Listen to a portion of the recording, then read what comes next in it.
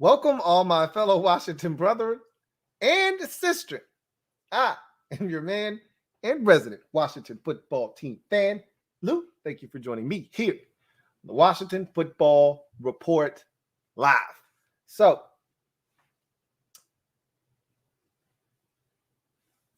things just got really interesting this week with the news that there will be no Sammis Reyes in the upcoming game this weekend versus the Cincinnati Bengals. Not that that's a massive development, but he was one of the guys I was really looking forward to seeing. So he's in the concussion protocol, meaning that more likely than not, he sustained a concussion here recently. Don't know actually when that took place. But, I just saw clips of him at practice, after practice yesterday, getting in work. And that's almost like a traditional thing now. It's customarily what you get is your standard Sammis Reyes 30, 40 minutes after practice is done. Everybody is gone inside and he's still out at the practice field getting in extra work, whether it's on the sled, on the jugs machine. And now he's got a concussion. So don't know when that was sustained, but hopefully it was a mild one, something he can come back from relatively quickly. I spoke about this on the podcast earlier today, but depending on the severity of this thing, and we don't know, you never want to try and rush or try to judge, a concussion. They vary in severity and degrees. So, if this is something that keeps him out longer than just this one game, they could easily IR him. Again, I think they want him on the roster.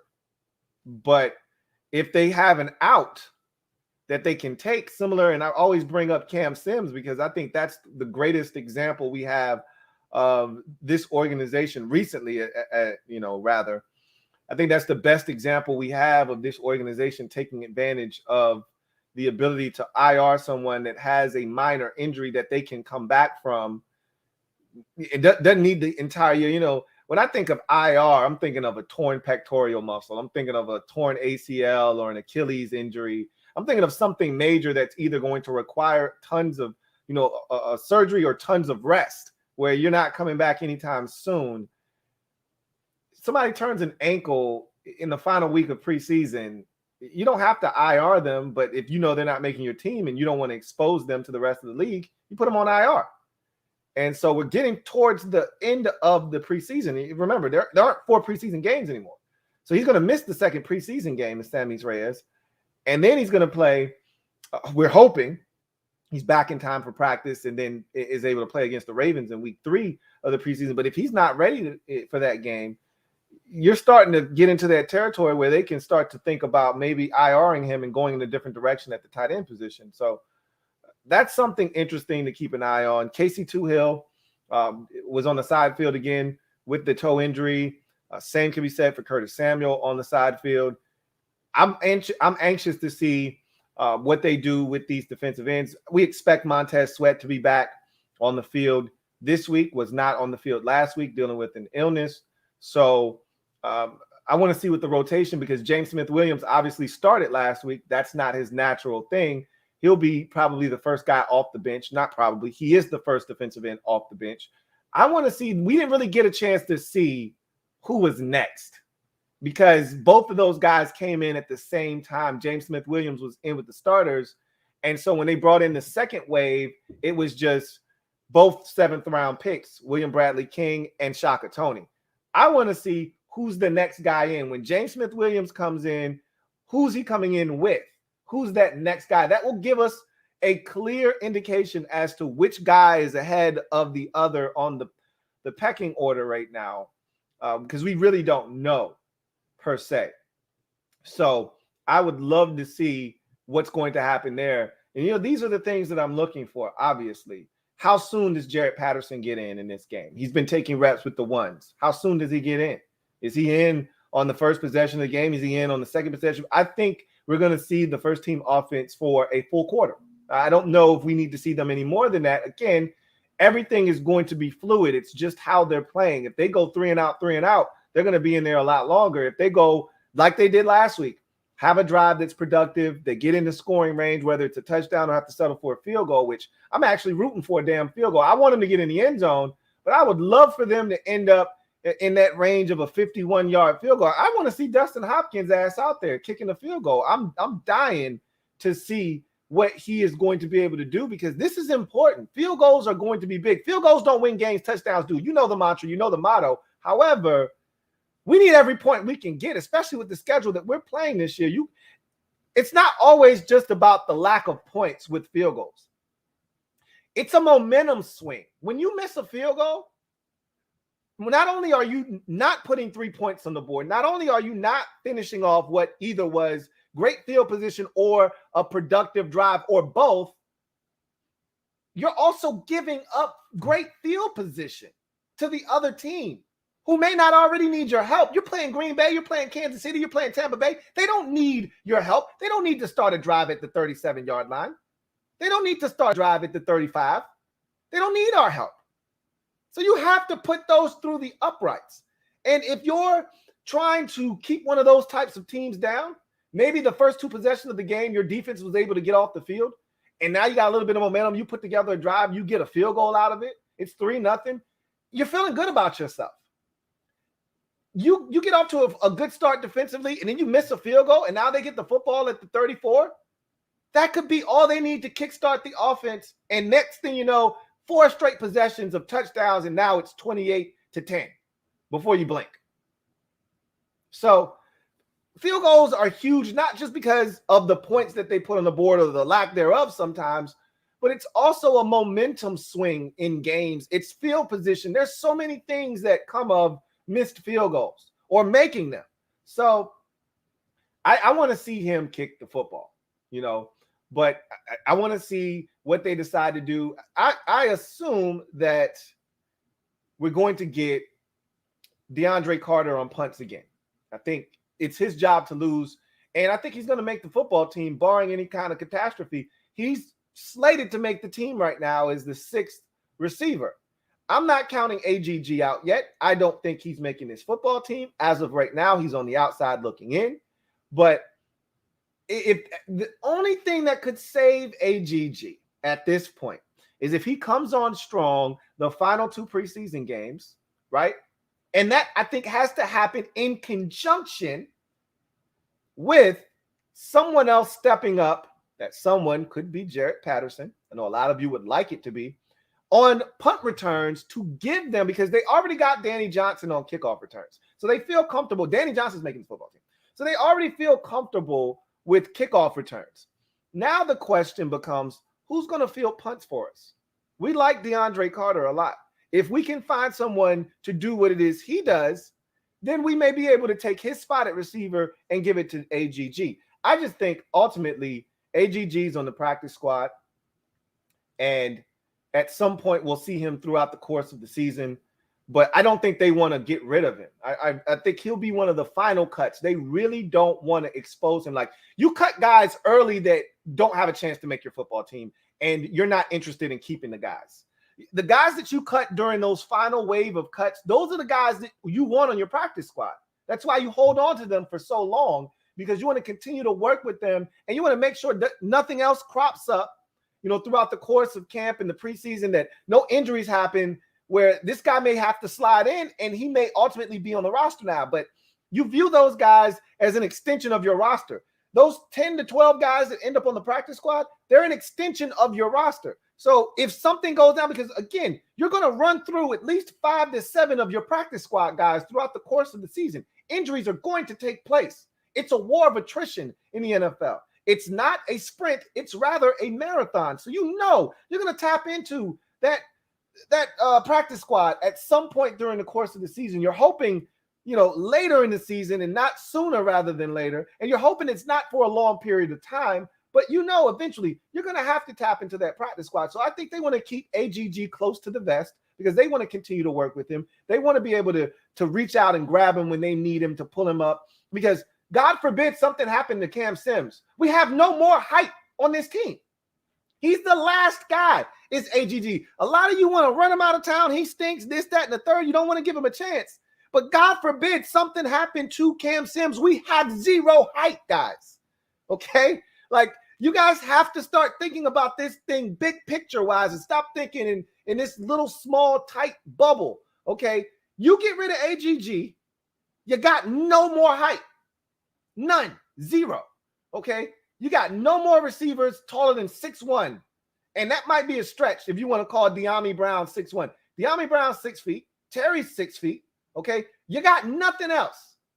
Adam Humphries, DeAndre Carter, none of these guys, Curtis Samuel, none of these guys are north of 6 feet tall. Hell, I don't even know if some of those guys make it to 5'11". Okay? So Cam Sims is literally all the height we have, which is why I kept saying AGG is going to make this team because they need another guy with some height. They need another big target to get the football to in red zone situations. Yeah, it's great to have a 6'6" tight end in Logan Thomas. Great to have John Bates be 6'4", 6'5". That's awesome. It'd be great to have Sammis Reyes, who's also 6'5", 6'6", if he were to make the football team. That'd be great. But at the end of the day, you need receivers with that size too. And right now, all we got is Cam Sims. So for those of you out there that want to run AGG as far away out of town as you possibly can, you need to rethink that because there aren't many guys here with size. So I want to see AGG step up in this game right here. This is a big game for him, man, because I told you guys this on the overtime show last week. That catch meant a lot to him. He held on to that football after he thought it was a catch. And I went back and I watched that catch from various angles. So the Patriots broadcast of the game gave us the angles. Our angles from the Washington copy were trash. They showed nothing that would lead you to believe, which is why everybody in our fan base was like, oh, the referees are cheating, this, that, and the third. And I was like, well, I didn't see anything to overturn it. Our camera angles weren't great. And we didn't work hard enough to go fish out camera angles that would show that the ball hit. Because obviously New York had it. Obviously the official went under the hood and saw that the ball came out. Well, the Patriots, they had all the angles you needed. And I saw that ball. That ball clearly came out. That ball clearly hit the ground. And he did not secure that catch. And it came out before he hit the ground. Like, I wanted to know, how in the hell did you manage to let that happen? You think he was thinking too much? That's got to be a catch, though. He needs a strong game, starting with this preseason game versus the Bengals. He needs a couple of nice catches to build his confidence. I could tell that catch was going to mean a lot to him. He held on to the ball like he was holding his firstborn child, like a brand new newborn, his first ever born. He wasn't letting that puppy go. He walked over to the sideline and his head is down. He might have been crying. That catch meant so much to him. And then they took it away from him. He needs confidence. That's what that tells me. If you're confident, you're not taking a 2-point conversion ball over to the sideline with you. You're leaving that there. It's not a big deal. It's a preseason game. It's a 2-point conversion. Who gives a shit, right? He cared about that catch because he hasn't had that aha moment yet. And you talk to any player in this league that wasn't a first-round pick, and even some of the first-round picks will tell you, you need to be able to know in your mind that you belong, that you can play at this level, that this isn't too big for you, that this competition isn't too great. He played at Liberty. Liberty, Liberty, Liberty, Liberty. He played at Liberty. You guys keep dismissing that. He didn't play at a Power 5. He didn't play at a big-time school. He wasn't playing against elite competition. He played at Liberty. So he hasn't seen this level of competition before. All of this is brand new with no offseason last year, with injuries that stunted his growth. There was a lot of things going on for him that didn't help his cause. So everything AGG is going through is mental for me. Physically, he can do it. I'm sure of it. He was never going to come in here and separate with speed or quickness. A lot of you keep talking about, oh, he doesn't separate. That was never his thing. He made tough contested catches at Liberty. He went up and climbed the ladder and went and got the football. He was a bully at Liberty, but he hasn't been able to do that yet. That's why it's important that Kyle Allen play, because I think Kyle Allen's going to give him opportunities to catch the football. Steven Montez isn't going to do that. That's why I said it is imperative that Kyle Allen play, and he's on track to do that. So I'm excited because guys like AGG, guys like Isaiah Wright, guys on the back end of the roster that are trying to vie for a roster spot, they need competent quarterback play to give them an opportunity to show what it is they can do so that they can try to make this football team. And you're not going to do that with Steven Montez out there. So AGD, this is a big game for him. I can say that about a lot of people, that this is a big game for them. You know, I want to say this too, and I see I got some super chats, so I'm not going to talk too much. I want to get to what you guys are talking about, but I want to say this. There's been some conversation, and it's like a little bit of a small groundswell. I don't know where this is coming from, but I know you guys saw me on Rio Robinson's show yesterday. And if you haven't, go over there, check out his show, subscribe to his channel. He's doing some good things over there. I talked to him, and he asked me a question about William Jackson III. And the fact that he asked me that, the fact that I look on socials and I'm seeing people talk about William Jackson III being a disappointment, and he brought up Josh Norman yesterday, there's this sense that I'm getting from some of you out there that you're nervous about him for some reason. I know we've heard that he's a man-to-man corner. We play a lot of zone, and he's having a bit of a time adjusting to it, but you guys shouldn't be worried about him right now, okay? When he can't play man-to-man coverage, that's when I become concerned. If our biggest issue with him is he can't play zone, or he's not comfortable in zone yet, we'll be okay. As long as he's keeping everything in front of him. And remember, last year, one of our biggest problems was we couldn't keep shit in front of us. Every single game, we were giving up plays of 40 or more for touchdowns. That's a known fact. I've talked about that already, so I don't really need to belabor that point. But as long as he's keeping plays in front of him, that'll give us a chance. With this defense, and that's another conversation I want to have tonight, because I think some of you are kind of split on this defense. Like, someone yesterday had a comment, and he was like, I may get killed for this, but I think the defense is being overrated. Someone came in, and I thought they had the perfect comment. He said, I think overrated is a strong word, okay? But he said, I think the defense is going to be worse statistically than it was last year because of the teams we're playing. Ding, ding, ding, ding, ding, bingo, okay? That is the magic phrase. I've said this to you guys already. I think I've said this to you on multiple occasions. I don't think this is a top 5 defense this year. Okay? Because of who we're playing. Now, if we are top 5 and we, after playing the teams that we play, then that solidifies it. This defense is legit. Okay? I told you guys back in April when the schedule was released, I believe it was April or May, I think it was April. I said, we're going to find out about this team defensively this year. All you guys want to throw them in the Hall of Fame of defenses and throw them up there with the 85 Bears. This defense is so this and it's so that. And I'm like, hey, hold on a minute. We had issues stopping the run last year. We got big plays put on our heads over the top last year. This defense is far from elite. This defense is far from the 2015 Broncos. Far from, hell, the 2019 49ers. We're not even there yet. Okay? But they've got potential. And that's where everything starts, is potential.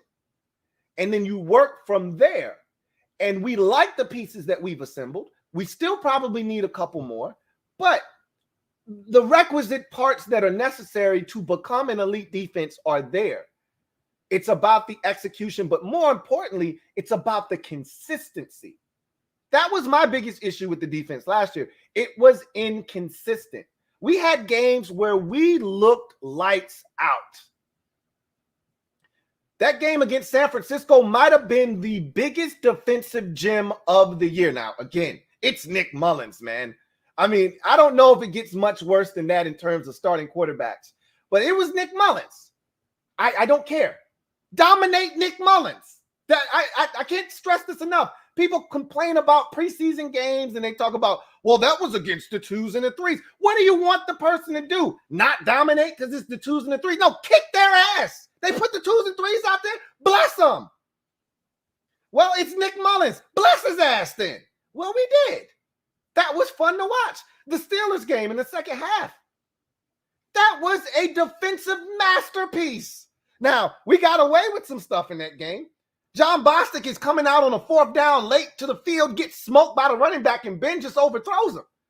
He puts that ball in the money. Either that's a touchdown or it's a first down inside the 10-yard line. But it doesn't matter. That was a defensive gem last year, okay? What we did to the Cincinnati Bengals, and they moved the ball on us. They just couldn't get in the end zone. But after Joe Burrow got hurt, what we did to them, flawless execution. Okay? Once Joe Burrow got hurt, it was like the end of Mortal Kombat. Finish him. Dun-dun-dun. Okay, finish their ass. They're done. They're dead. They don't score another point. And they didn't. But then there were other games where you look at this defense and you go, what the hell was that? Like the first half against Seattle in the first possession of the third quarter versus Seattle. What in the hell was that? After the muffed punt against Carolina, what in the hell was that? You just give up 2 touchdowns like it's nothing after that? Seriously, like what are we doing? The Detroit Lions first half. Are you kidding me? That was just despicable. So I want consistency from that group. But we're going to find out a lot about them. But as I said, I don't expect them to be better this year statistically. We won't look up at the end of the season and Washington football teams in the top 5 of defense. I don't think.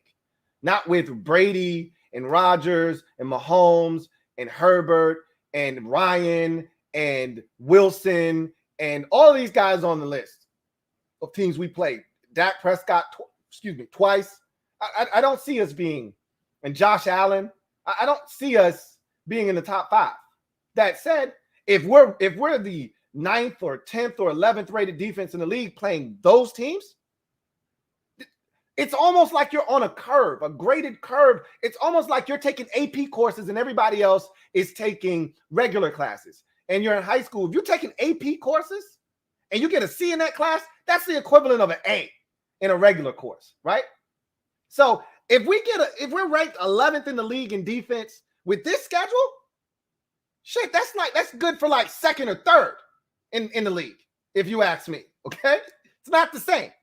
So I'm feeling really good about this team, and I want to wrap up all of my thoughts here with this, and then I'll get to some of your comments. I don't want any of them to go away. Let me say this: I'm feeling really good about this. It just feels different. So the thumbnail is a picture of running back Jonathan Williams and Peyton Barber dousing running back J.D. McKissic with Gatorade after practice today. So apparently McKissic's birthday was 3 days ago. They just caught wind of it for whatever reason, and they decided to bless him with a Gatorade shower after practice today. Like, there's this family environment there. There's this different sense of belonging. Guys going to battle for one another. There doesn't seem to be any backbiting or finger pointing.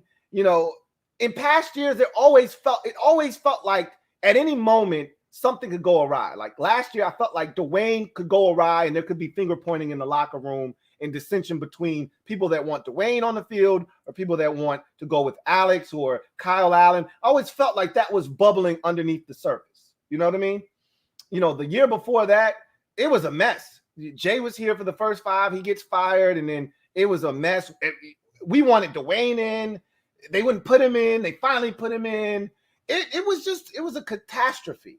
You always felt like there were different, objectives being had, and there were little factions and cliques in the locker room, and it just never felt like a sense of team. This feels different. Feels like what Ron has set out to do, which was build a culture, build an environment where everyone's out for the next man next to him, and that they're building towards a much bigger goal than, hey, let's just not stink this year. You know what I'm saying? Again, a lot of you want to skip steps. You want this team to be 12-5 this year. Again, if Ryan Fitzpatrick plays out of his gourd, that is attainable. I don't anticipate that happening, though. So I think Ron, his vision for this team is year 4, we should be Super Bowl contenders. That's the essence of Ron's plan, is to get all these young boys playing now to get the experience so that when Ron feels like, okay, I got the perfect formula, I got the perfect mixture of players, veterans and young guys, I got the perfect setup. All my young guys, I got guys still on rookie contracts. We got guys that we got to pay. We got guys that we've already paid. We got the quarterback. We got it all figured out. Now let's go compete for a Super Bowl. I think that's year 4. I think it's all starting to come together. I really do. And when you listen to guys like Jamin Davis, I don't know if you guys got a chance to listen to Jamin Davis talk today. He was spectacular. This kid gets it, man. I'm telling you. He's going to be good. And I love when guys are self-aware. Antonio Gibson talked today. Self-aware. Remember I told you about a play that he could have popped if Samuel Cosmi just blocks the guy next to him? He brought that up at the presser today. He said there were 3 plays in particular. He's like, 1, I spun. I shouldn't have spun. I should have just kept pressing the hole and should have got downhill and got the first down. I spun back. It's natural. I got to know better right there. He said, but, the spin would have worked, but, they're pursuing to the ball. So by the time I spun, broke the tackle, here comes 3 other dudes. I should have just stuck my foot in the ground. He said I should have kept pressing, stuck my foot in the ground, got up the field. I would have got the first down. He's right. But he also said there was another play, and it was the first run. After the completion to Terry, where it's a big hole, and if Samuel Cosmi just blocks the dude next to him, he's like, yeah, that's a big pop. I got space and opportunity up the middle of the field. And who knows how far that thing goes. Cosmi didn't block that dude. He let him run right by him and he made the tackle. So I love these players because they understand. They're self-aware. They see it. They understand what they did wrong, and they know how to correct it. Jamin Davis is like, look, I got to be more aggressive. I got to come downhill. Well, that was the biggest complaint last year from our linebackers. They're not playing aggressively. They're letting the action come to them. They're not going downhill. I watched the Arizona Cardinals. I watched Zaven Collins. The biggest thing he did was he fired the gun. He's going downhill, and he's looking to make something happen. Same thing with the Dallas Cowboys linebacker, Michael Parsons. Going downhill, making something happen. He may not make the tackle, but he's going to force that running back to do something that he doesn't want to do, which is pick another hole. Well, Jamin Davis was just standing there. And he's like, yeah, I got to be more aggressive. And he admitted, things are flying around, the speed of the game. It's all coming to me. And there's a lot going on. I got to get everybody lined up. I'm calling the plays. It's a lot. But guess what? I'm ready. I'm adjusting, and I'm gonna be better. And he says he's gonna be better this week. Well, I'm looking forward to it. This just feels different, and it's the preseason, man. I don't want to go overboard. You know what I'm saying? But this just feels different. But anyway, I digress. Let's get to some of these comments. I don't want any of them to go away. I just want to give a shout out to Patrick West for being the first in the comment section of the video. Shout out to my guy, Patrick West. What up, Patrick? Thank you for your participation and being the very first to comment in the comment section. So let's get to the first super chat of the night to kick us off, and it's from Prof44. All right, Prof44, thank you for the super chat. Greatly appreciate you. Prof44 writes, love that you tell it how it is. Drop a like, y'all. Really do appreciate that. Look, that's all I know how to do, man, is come up here and be unfiltered, unscripted. I don't read from anything. You know what I mean? I take notes from, time to time, but I don't read from a teleprompter. This is all off the cuff, straight from, my gut and the things that I hear, and I put everything together and I make sense of everything. And I could be wrong. I'm not sitting here and telling you I'm right about everything. I like Josh Doxson in the first round back in 2016. How'd that turn out for us? Like, I'm not sitting here and I tell you, I said Monte Nicholson's biggest issue was he wasn't physical. Well, his problem ended up being that he was too damn physical. Could never stay healthy. Stinger this, shoulder injury that. I get it wrong too. Like, that's not the issue. You just want to make sure that you guys out there know that I'm not sugarcoating anything and that you're going to get it raw and you're going to get it straight from the hip. I'm firing straight from the hip every time. And it ain't fake. It ain't fake. And I'm not just reading something that somebody else told me, or I'm not just taking something from an article here or somebody tweeting this out there and just regurgitating it to you. I'm going to give you my opinion. I'm going to inject my opinion and what I think, and I'm going to read in between the lines. You know what I'm saying? So, that's what we're here to do, is to talk about this team and keep it lively. You know what I'm saying? So I really do appreciate you, Prof 44. Thank you so much for the super chat. And as he said, y'all drop a like. Don't be stingy. Drop a like. Got a super chat here from Metaphor. Thank you for the super chat, Metaphor. Greatly appreciate you. My guy Metaphor writes, "Hey Lou, hypothetical." Okay, I'm ready. What up, Metaphor? First and foremost, Fitz finishes 17 games, 12-5.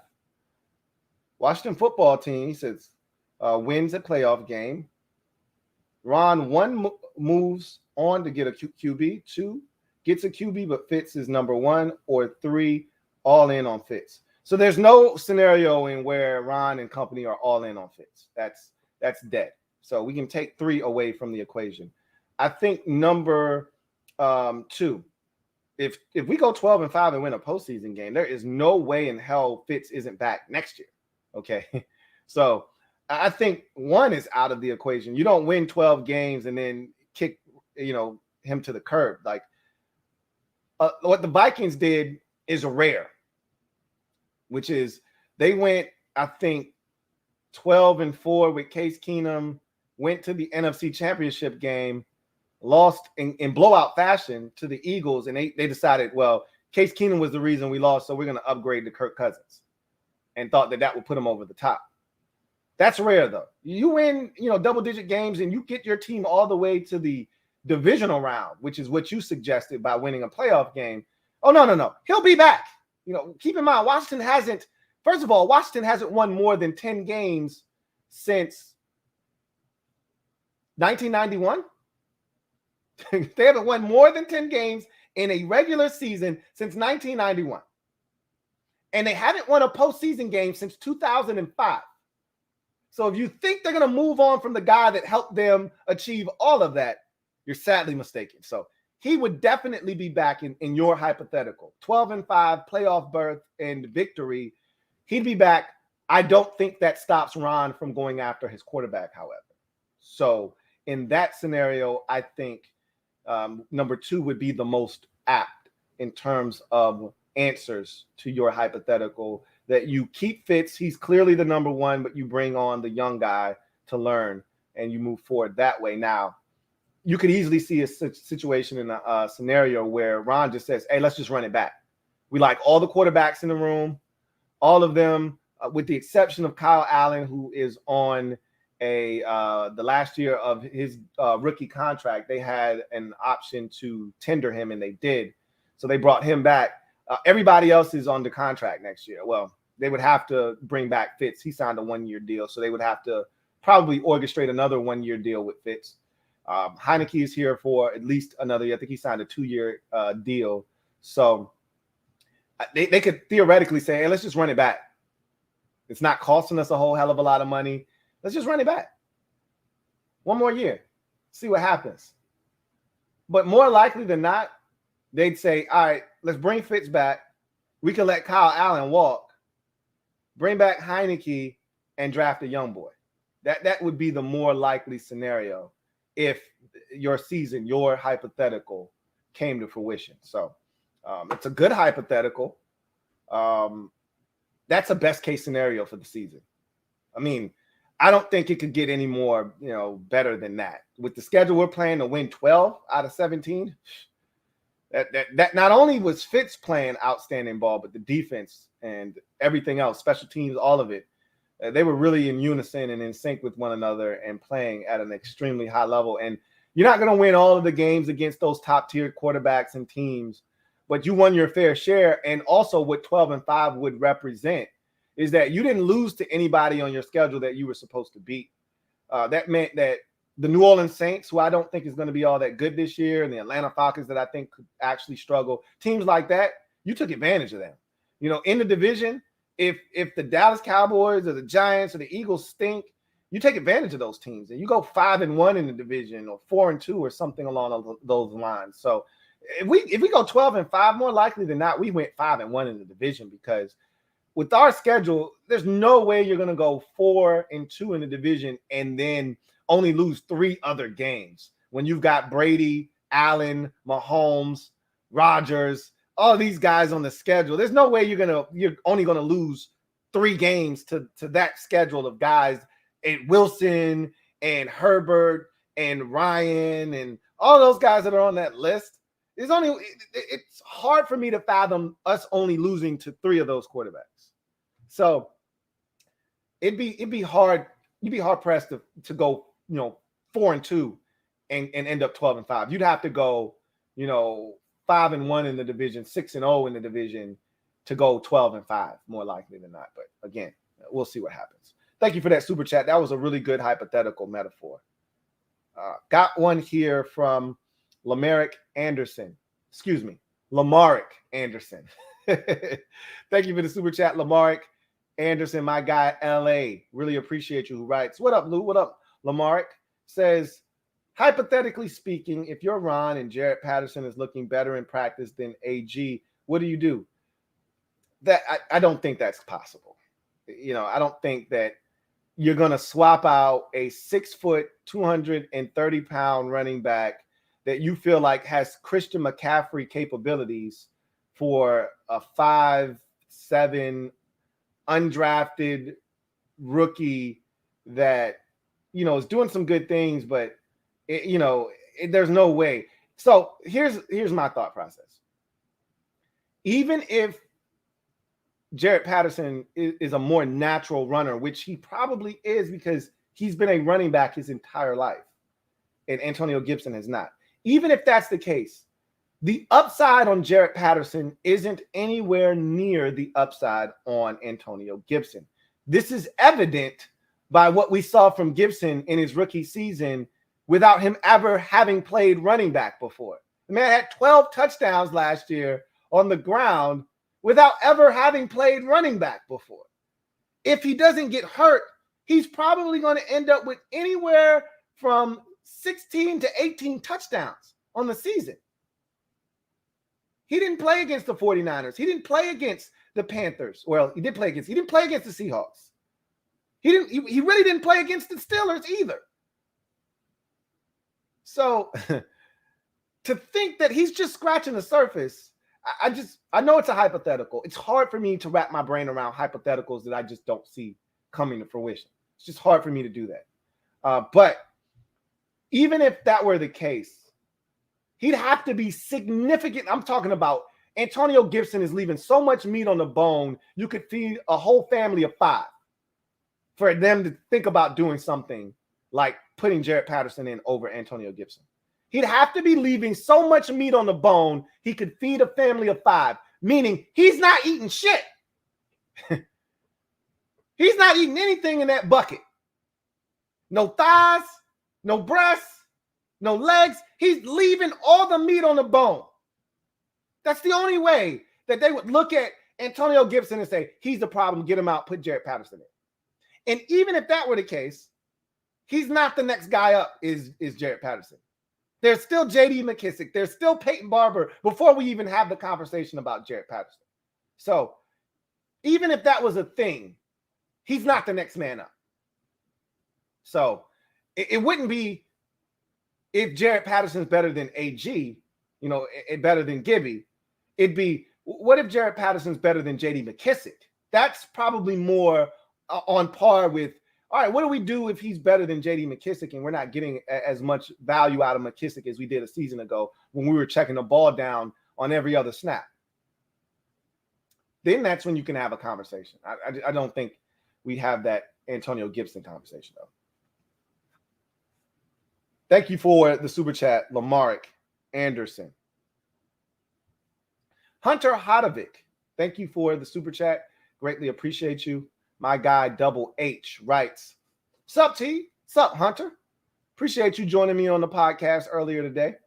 Says, gotta say a couple of drinks. He says, gotta say a couple of drinks and watching you is leading to a pretty damn good B-day. LOL. Thanks for what you do, man. Appreciate the hard work.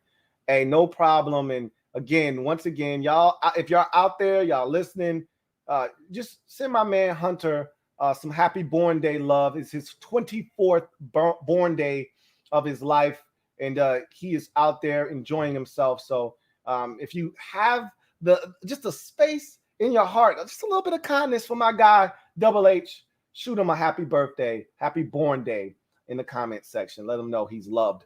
I really do appreciate you, Hunter. Thank you so much for the super chat, and please enjoy the rest of your born day. Got another super chat here from Honor Immortal. Thank you for the super chat. Greatly appreciate you, Honor Immortal. And once again, much like Hunter, really appreciate you for joining me on the podcast earlier today as well. Honor Immortal writes, using your football knowledge, if you were a head coach, what would your dream offensive scheme look like? I would choose run and gun. Honestly, you're essentially asking for an offensive philosophy. And I think philosophies come over time and over time with other people and seeing what you feel like works and what doesn't work. This would have been a fair question for me maybe 15 years ago when I was a game head playing Madden, because I had a specific scheme and playbooks that I loved, that I thought worked really well. But the game was different then too. So it's hard to say that. I'm going to just tell you what I would be like, who I would be more like. I would be similar to the New England Patriots. If I were an offensive play caller, I wouldn't have a scheme, so to speak. I would be very malleable. And each and every single week, depending on the opponent that we're playing, that's how we would orchestrate our offense. So if we're going up against the 30-rated rush defense in the league, well, guess what? They're going to get a heavy dose of the run game. And if they can't stop it, we're going to continue to force feed it down their throats. If they decide that they want to rise up and play like a top 5 rush defense, then we'll adjust accordingly. But if the statistics say, if we're 8 weeks in and the statistics say that they're 31st, more likely than not, they can't stop the run. Now, week 1, you might have had a struggle stopping the run, and that's not necessarily who you are. You might come back in week 2 and you might be much better stopping the run. But we get 8-9 weeks in, those stats start to really tell the story as to who you are. You're the 27th ranked pass defense. You got the 30th ranked, third down defense. We're going to exploit those things. We're going to come out. We're going to spread you out. We're going to put some guys on the field for you that you're uncomfortable having on the field. You want to be in your base? Well, I'm going to make sure your nickel personnel is on the field. That's what the Patriots do the best of anyone. And during that Brady stretch, you couldn't stop the run. Well, they're going to turn around and hand it off 45 times. Oh, you can't stop the pass? To hell with the run this week. Brady's going to throw it 48 times. See if you can stop that. That's how I would be. Not necessarily this is my scheme, I got to run this. I'm trying to do whatever you can't stop. And if you are balanced at stopping both, then that's when I get into my bag and I start trying to out-scheme you with the stuff that we do well. But I'm looking to just adjust. You can't stop the run, you're getting a heavy dose of run. You're having trouble through the air. All right, well, here comes our air attack. Stop it if you can. So that's what I would be. Thank you for the super chat, Honor Immortal. Got another super chat. This next one is from AfroCat2136. Thank you for the super chat, AfroCat2136, who writes, AGG got them Dachshund vibes. Fingers crossed he's solid. We need him to be. Hard to trust the guy. Him toting that thing around the sideline, shaking my head. LOL. I'm telling you, the boy needs confidence, man. Y'all don't. I don't think y'all understand. If you've played sports, then you know how important confidence is. I'll give you a story real quick. One of my personal experiences with confidence and me lacking it and it affecting my game. So I played all the sports growing up except for football. I didn't play football until I got to high school. So I played basketball, I played baseball, and I was a typical classic 3-and-D guy. I wanted to be like Scottie Pippen. I wanted to control the basketball, but I lacked the confidence dribbling the basketball, okay? So anytime somebody came around, I went straight Magic Johnson, turned my back, and I want to start backing you down. Well, that only works for so long. Like, nobody wants to sit there while you old school George Mike in 1958 back them down. Like, you got to get some handles where you can dribble in a dude's face and he's not going to take the cookies from you, right? Well, I was scared because I didn't work on dribbling. All I worked on was shooting as a kid. I could shoot the lights out. Pure shooter. You give me the rock in an inch of space and it's going down. And I'm talking shit while I'm shooting because I know it's going in. But you put the ball in my hands on a full court press, and I'm nervous. Now all of a sudden, my palms are sweaty, ball slipping out of my hands, stupid shit's happening because I got no confidence dribbling the basketball. When I'm in my element, I'm in the corner, I'm camping out, and I'm waiting for that assist out there so I can knock down this corner three. Or I'm coming off of a screen, and I'm ready to pop. But I didn't have the confidence to handle the rock. I didn't get that till I got much older. But by then it was too late. So much of my youth years playing ball had already come and gone. You have to have confidence. And it's a fleeting thing sometimes. Unless you're a superior athlete, you're supremely gifted and talented, confidence is a fleeting thing. You need to know that you can do it before you can actually do it. Sammis Reyes was at the podium a couple of days ago, and he said, I have to visualize what I want to do. If I can't see it here, I can't do it on the field. Same thing with your confidence. If you don't think you can do it, or you have no proof that you can do it, then how do you know you can? That's why that catch was so important for him, because that showed him, I belong, I can do this. And then he didn't catch it. So now in his head, he's saying, shit, I'm back to square one. Can I do this? I think he can. He just needs to see success.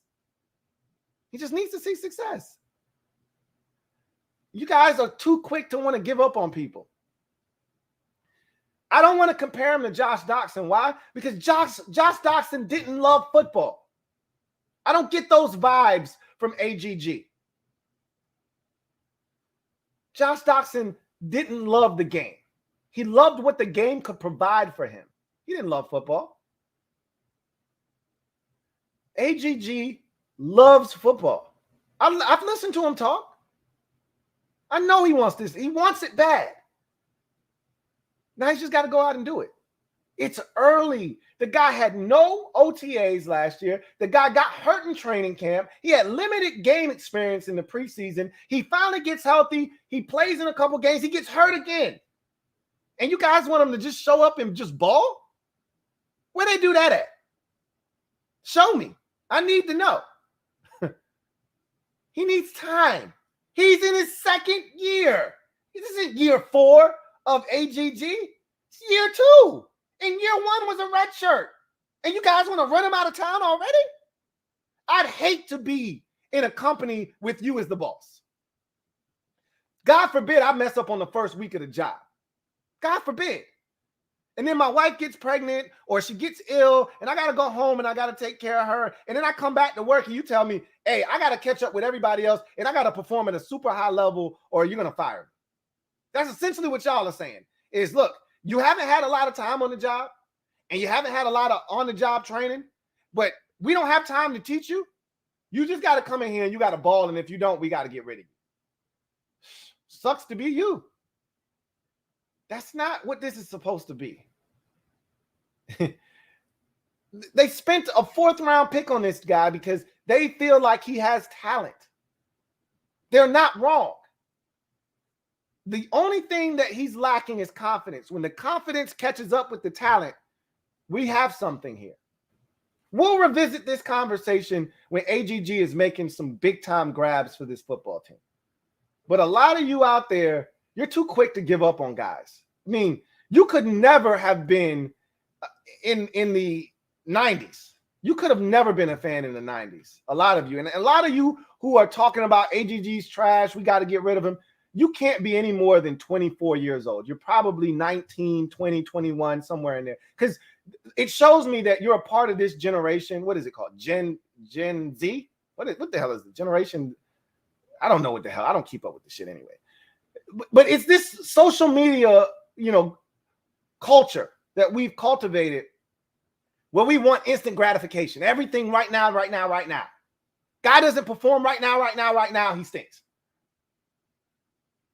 It used to be a thing where a guy would get time to mature and figure it out. And if he got to the end of that rookie contract and he still didn't have it, the light bulb didn't come on, then you got to move on. There used to be a time. And I'm not saying that you need to do that with every single player. Okay. You get to a point where you look at a guy, you've seen enough of it, and you know he can't do it. 2-3 years in, you realize real quick, he's played enough ball.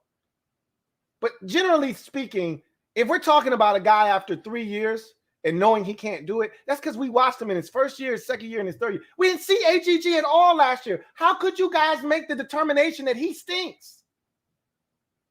You're not at practice every day. You haven't watched him in any games. So how can you tell? How do you know? I just, that baffles me. Because you don't see him making catches in games. How do you know he's not open? He just get the ball. How do you know that?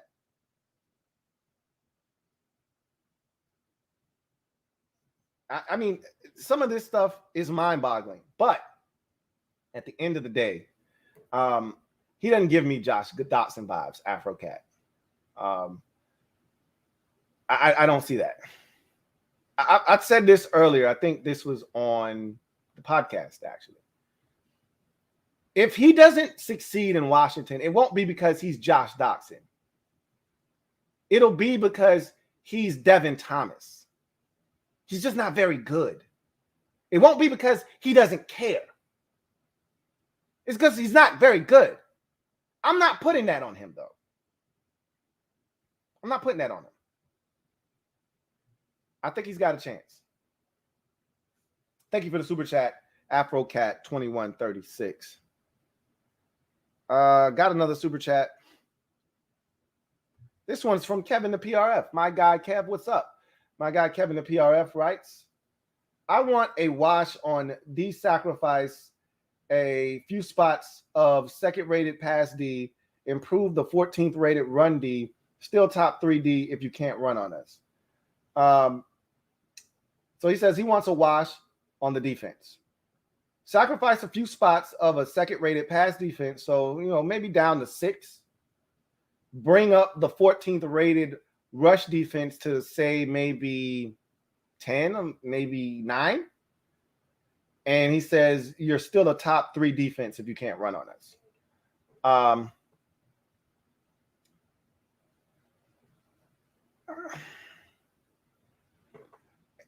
That's interesting. You put it that way. I think about it this way. Which one would you rather have? An elite pass defense or an elite rush defense?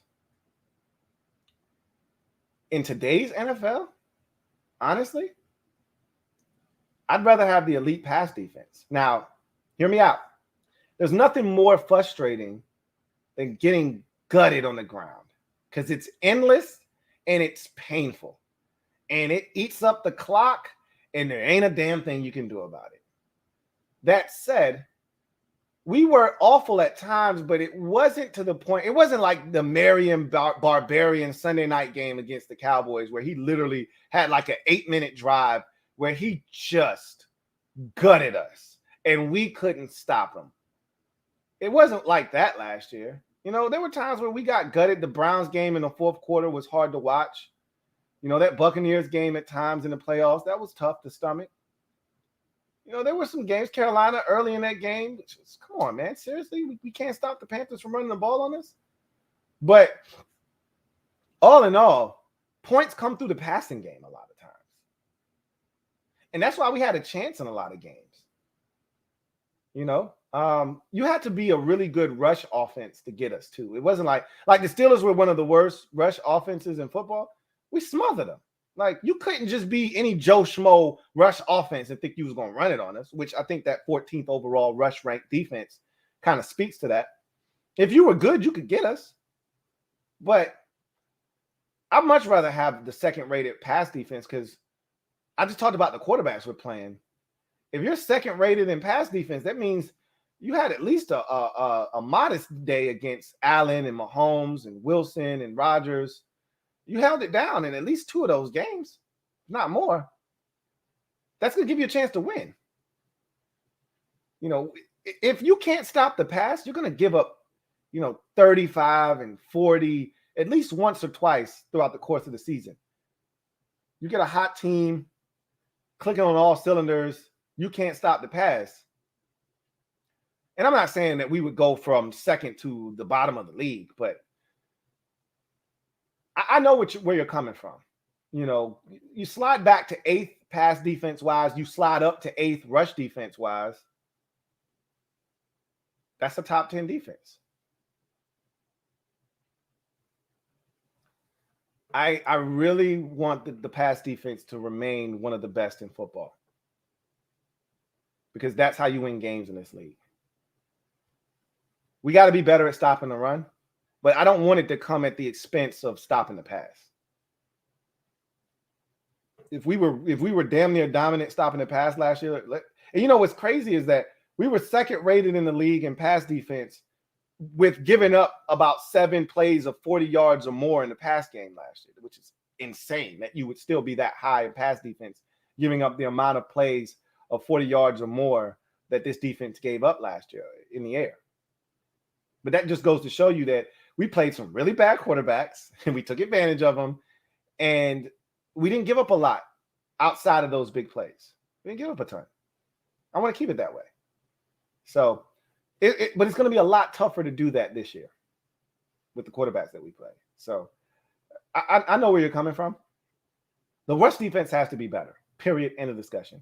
The pass defense is going to take a step back whether you want it to or not. We're not going to be the second-rated pass defense in the league statistically. It's not happening this year, not with the quarterbacks that we're slated to play. It's just not happening. So we need the rush defense to come closer to where the pass defense was a year ago. Because the pass defense is definitely going to take a step back, for sure. So, thank you for the super chat, Kevin, the PRF. JP, my guy, John Perez, thank you for the super chat. Greatly appreciate you.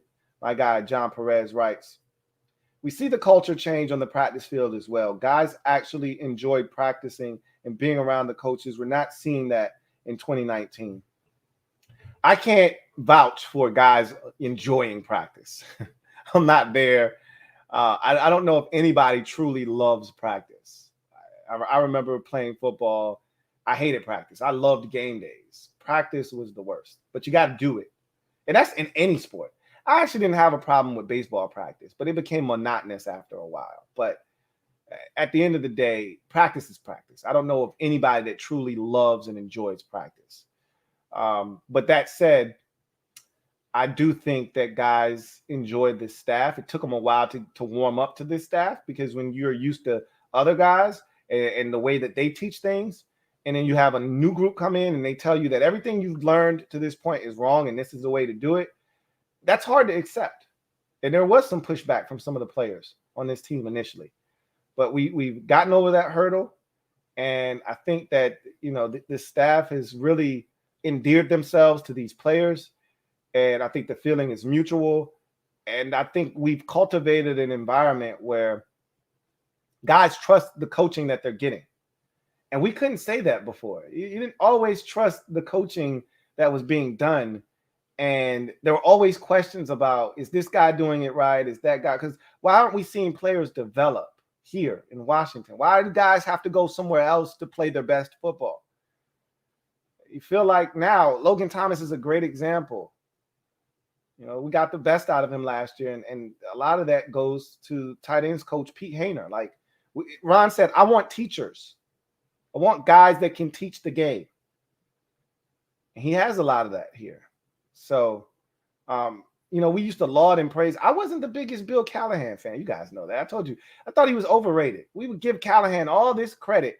I will say this, wherever he goes, dominant offensive line play seems to follow. You know, he's in Cleveland right now. They might have been the best offensive line last year. He was in Dallas before that. Before he got here, they were dominant up front. So he knows what he's doing. I'm not saying that. I just felt like he did a hell of a job with Eric Flowers. But I never felt like this line was dominant with Callahan. And some of that was because him and Gruden didn't mesh. They didn't believe in the same principles and concepts. So the run game didn't match the pass game, and it didn't marry. And so play action fake didn't look the same as the run game. And it was a mess. It was a mess. So that in itself is different here because everybody's on the same page. And we haven't had that in a very long time. We haven't had that since 2012 when since the Shanahan era. What was that, 2010 through 2013? Where everybody was on one accord. We haven't had that since then. So this is a really good feeling. That's why I said it feels different. I don't know if feeling different is going to equate to, 11, 12 wins. That's not what I'm saying. I'm just telling you, this feels different. It doesn't feel like past seasons. Thank you for the super chat, John Perez. Got another super chat. This is from Grande Groove. Thank you for the super chat, Grande Groove. Greatly appreciate you. Who writes, we howling at the game Friday.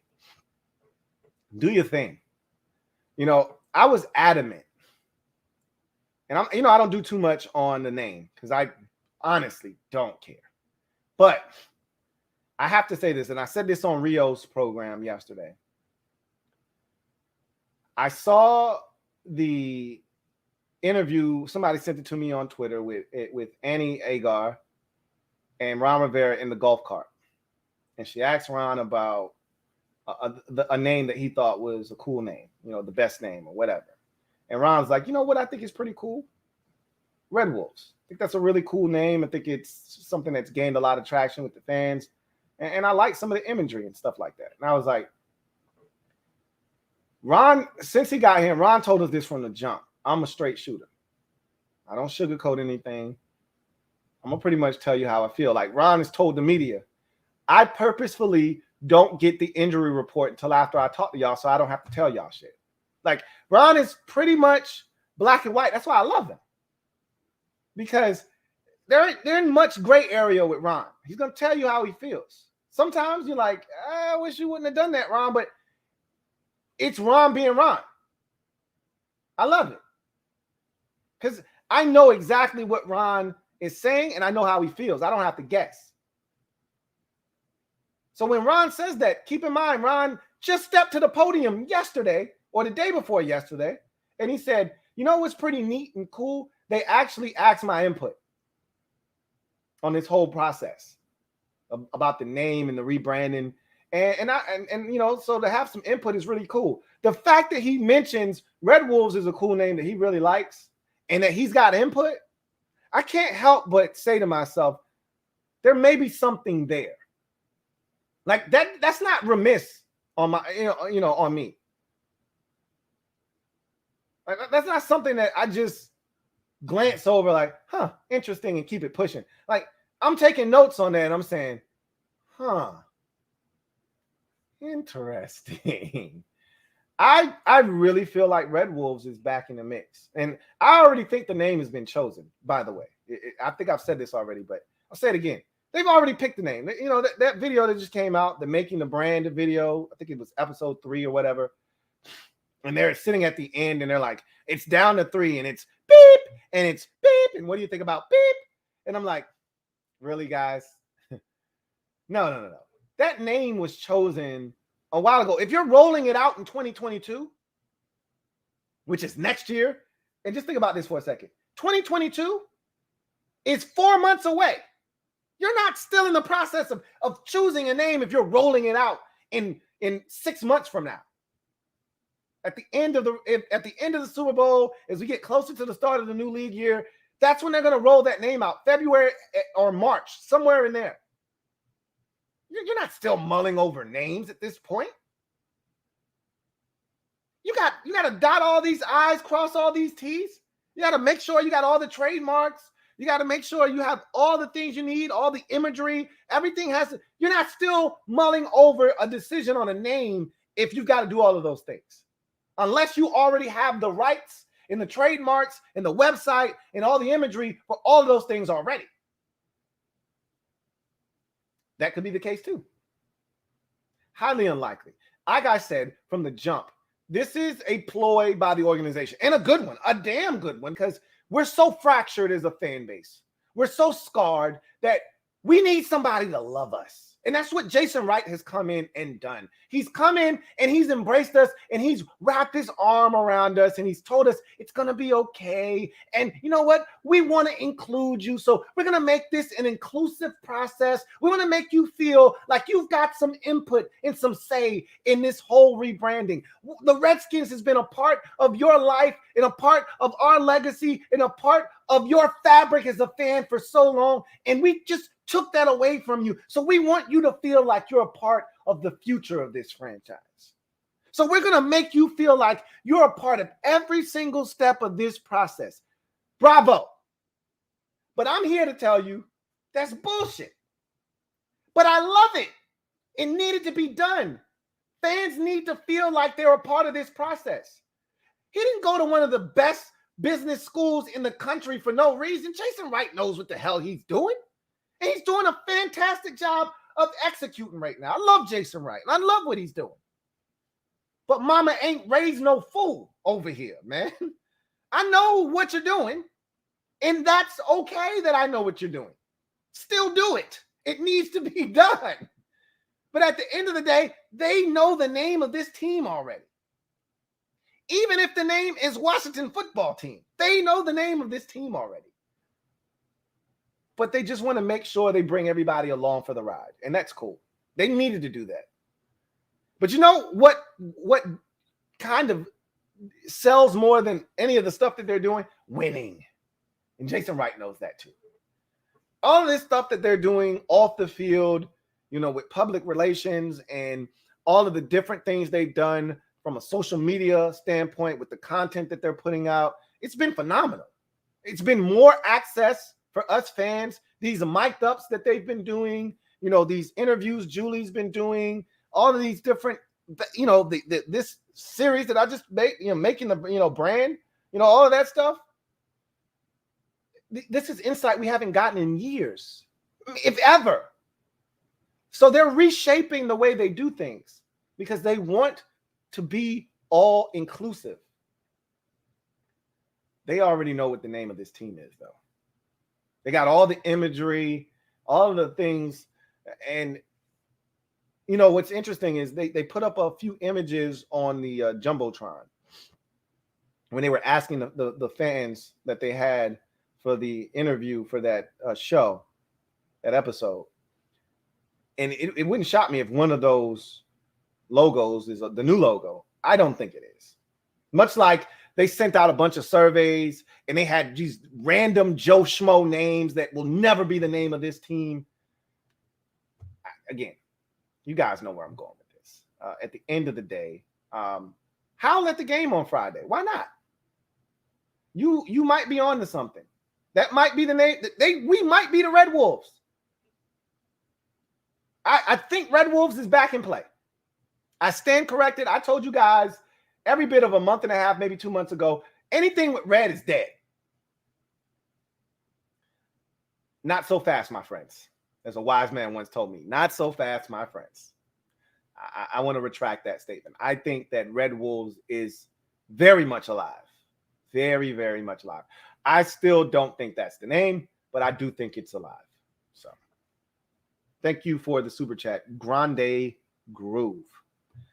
Brandon Hayes, thank you for the super chat. Greatly appreciate you. My guy, Brandon Hayes, writes, I pray for the days of wide receivers running routes in the same area, no separation, can't find the zone holes, are over with this speed. Speed opens up a lot of things for you at the receiver position, which is why we found it so hard to complete things last year, because we didn't have a lot of it. But when you have threatening speed, game-changing speed at multiple positions on offense, which we do, because Gibby can run, J.D. McKissic can run, all of our receivers for the most part can run. I don't think we have a tight end that is uber athletic that can just flat out go. But at any given moment, 4 out of our 5 skill guys can fly that we could put on the field, with the exception of the tight end position. Humphreys is a lot faster than people give him credit for. He's not a blazer. He's not Curtis Samuel. He's not De'Ami Brown. He's not Terry McLaurin, but he's fast in his own right. So I feel like just that speed, and I talked about this on the podcast earlier today. When you got the kind of speed that we have now, that we feature now with, those 3 receivers in particular, De'Ami Brown, Curtis Samuel, never, ever trust a man with 2 first names, and Terry McLaurin, you force defenses to back the hell up. Like, you want to come up? You can. Be my guest. But if you miss, a wise man once told me, you come for the king, you better not miss. You come up here to this line of scrimmage to get a jam off against this speed, you better not miss. Because if you do, lights out, baby. It's over. So teams are going to respect that. And that's what I said. I want to see week 1. I want to see us come out, be aggressive. Few shots over the top, like Terry did back in 19 in his rookie season. He put the entire league on notice week 1, smoking the Eagles twice. Now, the second one wasn't complete, overshot, but Terry got behind their defense twice. One for 75 and a touch. The second one should have been for 65 and another touch. And right then and there, the rest of the league was like, shit, he fast. He fast. we gotta watch out. I want to put teams on notice early so that it opens up the underneath stuff, because we know what Scott Turner's offense looks like. We know that the mesh concept is a huge staple in his offensive philosophy. We're going to run those shallow crossers underneath, and you're going to build off of that. Well, if you want those shallow crossers to have space to operate, you need to push the defense back. The reason that those shallow crossers weren't as effective last year, because the defense, they were packing it in. We knew you weren't going over the top. You ain't going over the top with Alex Smith. Who you think you fooling over here, man? Dun, dun, dun, dun. Captain, check out. He ain't going over the top, so I can pack it in. So that shallow cross, those mesh concepts, we sitting all over that shit. I dare you to throw one of them. I double dare you to throw one of them shallow crosses. Well, when you got a guy like Curtis Samuel that's screaming up the seam, well, you can't just sit down in the middle of the football field. You got to respect that. When you got a guy like De'Ami Brown running a deep post, you got to respect that. So now all of a sudden, when Adam Humphries is running that shallow cross on 3rd and 5, like he did against the Patriots, shit's open. You get it to him, and he picks up the first down, like he did against the Patriots. That's what speed can do for you. It opens things up underneath. Now they have to respect that. And if they don't, then you take the shot over the top. So you're going to see a lot of guys open. And with Ryan Fitzpatrick, unlike last year, when they get open, he's going to get them the football. He's not going to sit back there and pat it a couple of times and then immediately get to the check down. No, he's looking for the 50-yard completion. He's looking for the 27-yard corner route or bench route. He's looking for that. And if it's not there, then he'll check it down. And also, I think he's going to give some of these guys opportunities on the 50-50. So, you know, an AGG or a Cam Sims or Terry McLaurin down the field, he's going to give him a chance in a one-on-one situation. Hey, here's an opportunity. Let me see what you do with it. Guys weren't getting those opportunities last year. So I'm looking forward to that as well. Just taking a shot just because I got one-on-one. You know how many teams do that? You know how many good things can come up taking a shot because it's just one-on-one? He may not actually be open. There may not be any separation. But you know how many times I see flags thrown 47 yards down the field just because you decided to take a shot one-on-one? We don't even do that. Well, it's going to happen this year. So the days of, you know, tight coverage and forcing the football, you're going to get some of that too. Terry ran a comeback against the Patriots, and he felt like he was under duress. He had to get rid of it because it was a 3-step drop. Ball needs to come out. He knows that. Don't want to hold on to it, risk getting hit. So he threw it to Terry on a comeback. The corner was right there. You're going to have some of that too. But for the most part, you're going to see guys open. You're going to see guys sitting down with plenty of space. And as you saw with that throw to Terry on the deep dig, you're going to see throws made in timing and rhythm of the play. Putting the ball in a spot, not necessarily throwing the ball to a receiver, but throwing to a spot, expecting your receiver to get there. That's high-level football. That's what we expect with Ryan Fitzpatrick at quarterback. And I'm looking forward to that because we haven't seen that since Kirk Cousins here in Washington. So it's been a while. Thank you for the super chat, Brandon Hayes.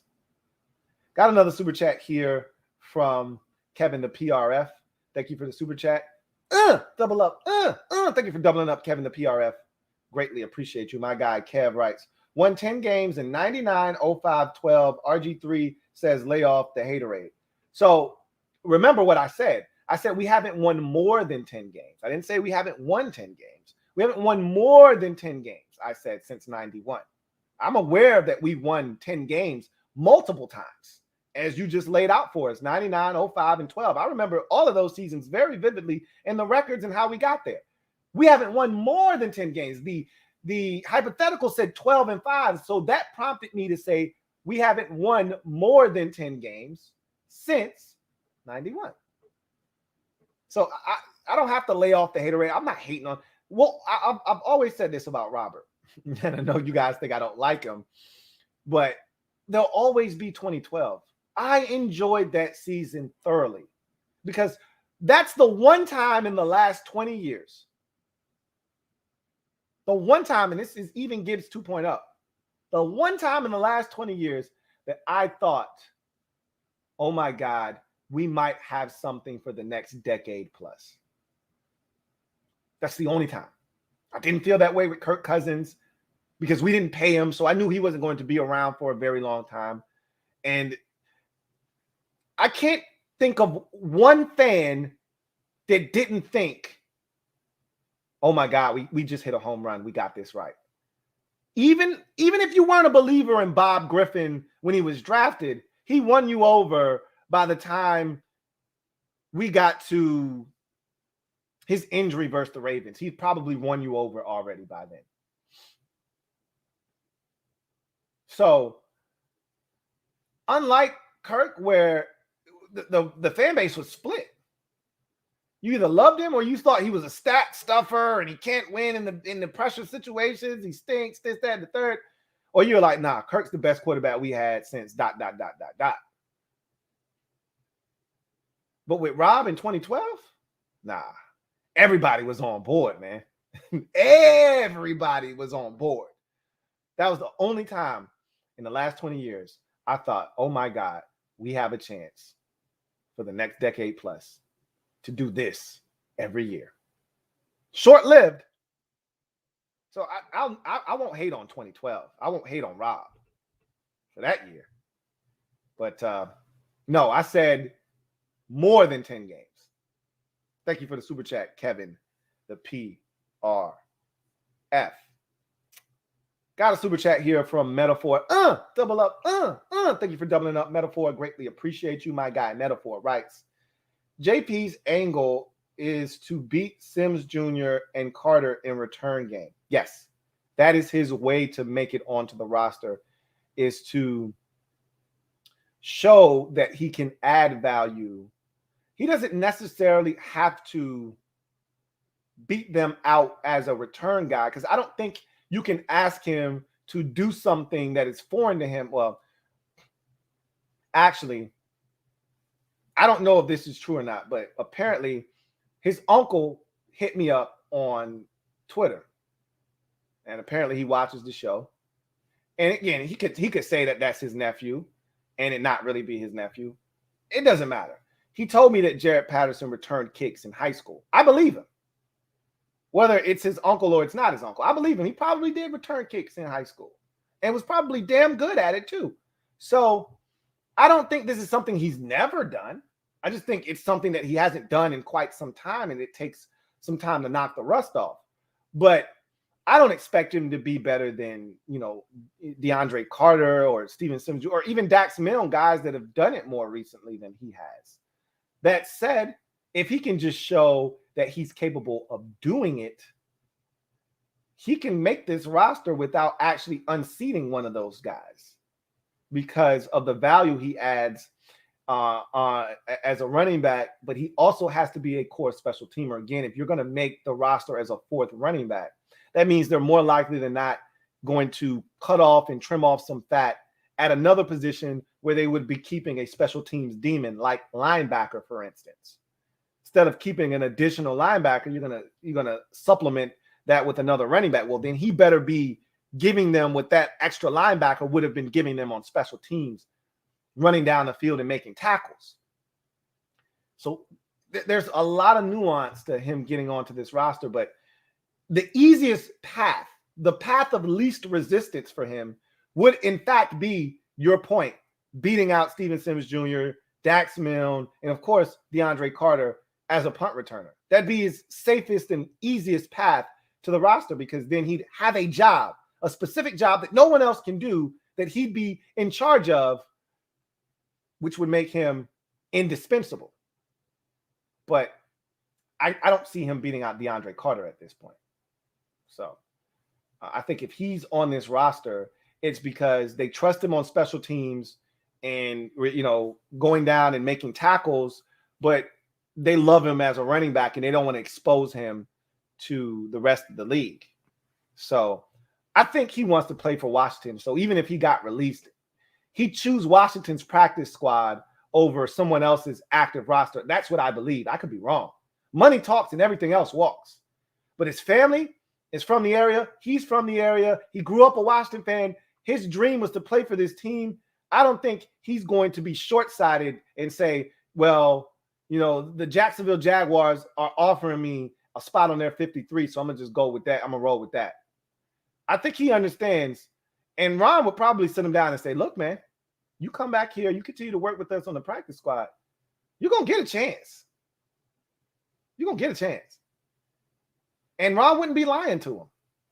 So I think he's here regardless, whether it's in a practice squad capacity or it's on the active 53-man roster. I think he's going to be here. So we'll see what happens. But you're right. His most direct path to the roster is to beat out, all the punt returners and get that job. But I just don't see that happening in a 2-week span, essentially.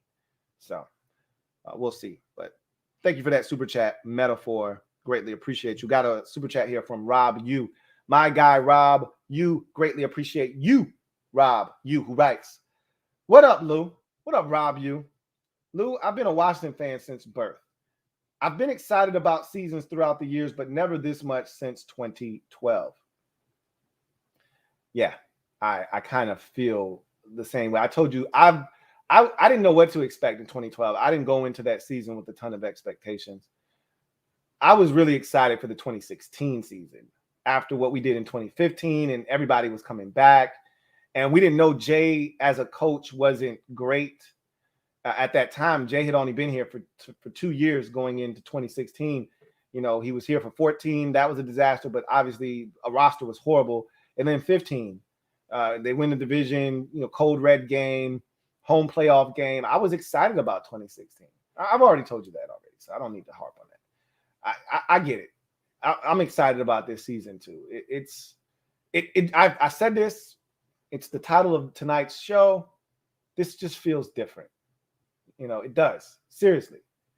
I could be wrong about that, you know, and we could stink this year, and it could feel like all the other years that we thought we had something and we didn't. But I just don't see that happening. I told you all the reasons why I don't see that happening. And the biggest, and I'll just give you the biggest and then we'll move on, is that Ron showed me last year that no matter what happens with his team on a week-to-week basis, whether the run defense is spotty or we're giving up big plays over the top or the offense is incapable of scoring or the special teams kicking game is struggling, whatever the case may be, whatever mishaps we may have going that day, or, you know, whatever we aren't doing at our best or to our fullest capabilities, the one thing I know that we are going to have on a weekly basis is effort.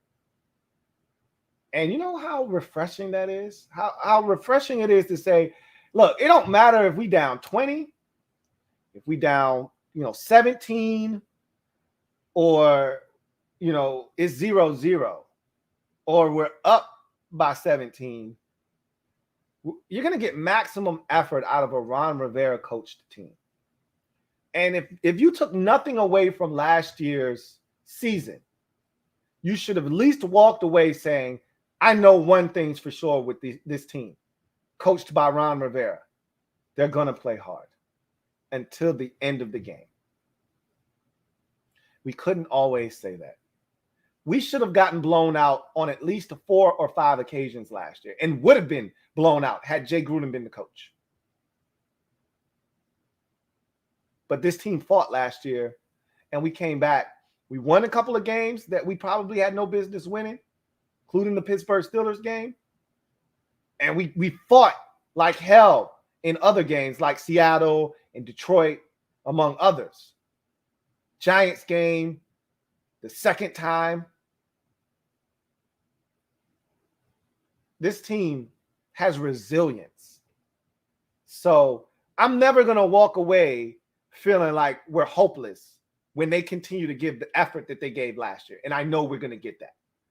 Bottom line. So just little tidbits like that make me excited about the upcoming season. It just, like I said, it feels different. I'm with you, Rob. Thank you for the super chat. Got another super chat here. This one is from Red Wings 01. Thank you for the super chat, Red Wings 01. Greatly appreciate you. Who writes, seeing Cosme being a man mover in the run game is such a breath of fresh air. Still needs to work on his pass block a bit, but he's looking great. One of my knocks on Samuel Cosme in college is that he wasn't a man mover. He was more of a barrier blocker than he was a man mover. And look, I really don't give a shit how you do your job. I just want you to do your job.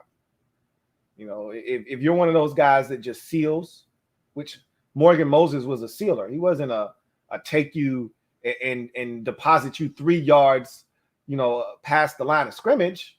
He was, hey, I'm going to turn my ass and I'm going to seal. That's how he created space in the run game. I don't really give a shit how you do it. Just do it.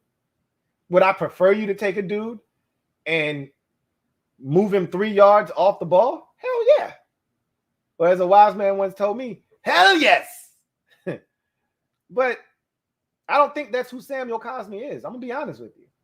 It was good to see him dumping guys on their skull, but a lot of times when he was doing that, it was because there was traffic down below.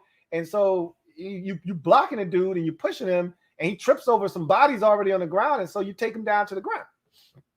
I don't think he's a man mover, but again, I don't really give a shit how you get your job done. Just get the job done. And I told you it wasn't always pretty on Thursday night against the Patriots. It was not always pretty, but it was effective. And I don't care. I don't care as long as it's effective. That the bottom line is the job's getting done. And I'm a bottom line guy. So thank you for the super chat. Red Wings 01. Rob U. Double up. Thank you for doubling up, Rob U. Greatly appreciate you, Rob U, who writes, people were hard on Jamin Davis after preseason game 1, but we all have had our moments on our first day at work. I mean, I told you I'm not going to. Tonight was an AGG night for me. Last week was a Jamin Davis, week for me. Or I think it might have been one of the shows this past week. Whatever the case may be, I've set my piece on Jamin Davis. I'm not going to continue to defend him. I don't think he needs to be defended. The guy played one quarter of a preseason game, essentially, maybe a quarter and a half of a preseason game. AGG, I feel like I need to defend because people are ready to run this guy off the tracks already, ship him out of town. And I don't think that's fair because he was dealt a raw hand, a really bad hand last year. And he was already, you got to remember, it's not like this dude played at LSU and the level of competition that he saw in college mirrors that of the NFL, and that there wasn't this steep jump in level of competition. The man played at Liberty. I don't know what conference that is, or who he's playing. I just know it isn't NFL caliber talent. I would go out on a limb and say he didn't see a single DB the entire year last year that is NFL bound or has NFL caliber talent. Not a single one. So, or 2 years ago. So, I think at the end of the day, people are really looking for. So, I said this, I think I might have said this with Rio. Part of the problem with Jamin Davis is a lot of people didn't want to draft him in the first place. So you're looking for reasons for this guy not to be good. Similar to Dwayne. A lot of us, I'm included, I didn't want Dwayne. A lot of us didn't want Dwayne, especially in the first round. Once he got here, I was like, look, I didn't want Ryan Fitzpatrick.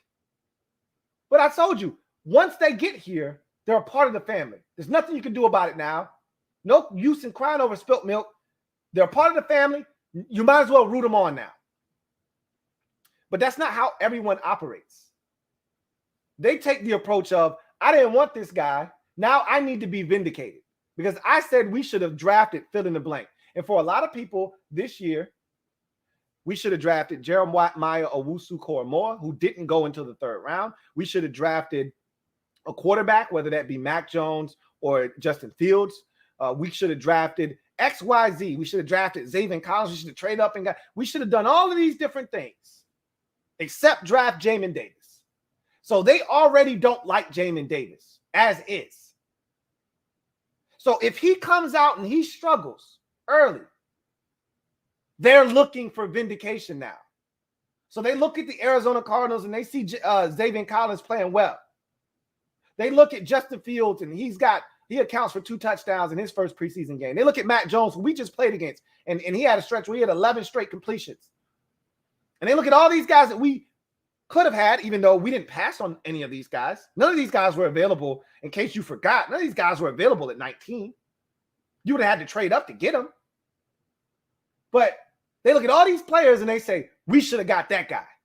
It'd be one thing if those guys went after us and we passed on them. Those guys weren't available on the clock when we selected.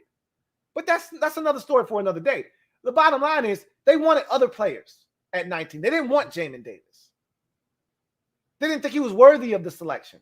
So now that he comes in and the game's moving fast and he's going to have to just forget about the fact that the man's learned 3 different positions. He's learning the most intricate position on the defense with the green dot, and he's got to get everybody lined up. And if there's a lot of moving parts, forget about all of that.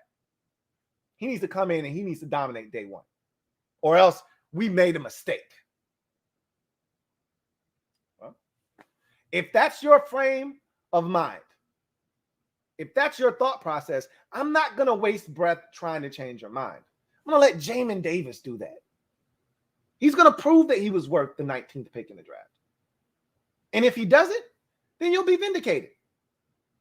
But I'm not going to continue to go back and forth on that subject matter because I think he's going to ultimately prove why he was selected 19th overall.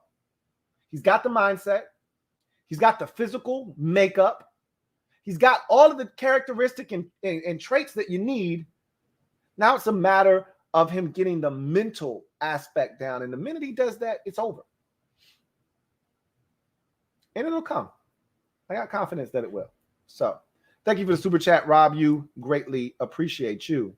Rob, you got a super chat from Condo P. Thank you for the super chat, Condo P. Greatly appreciate you.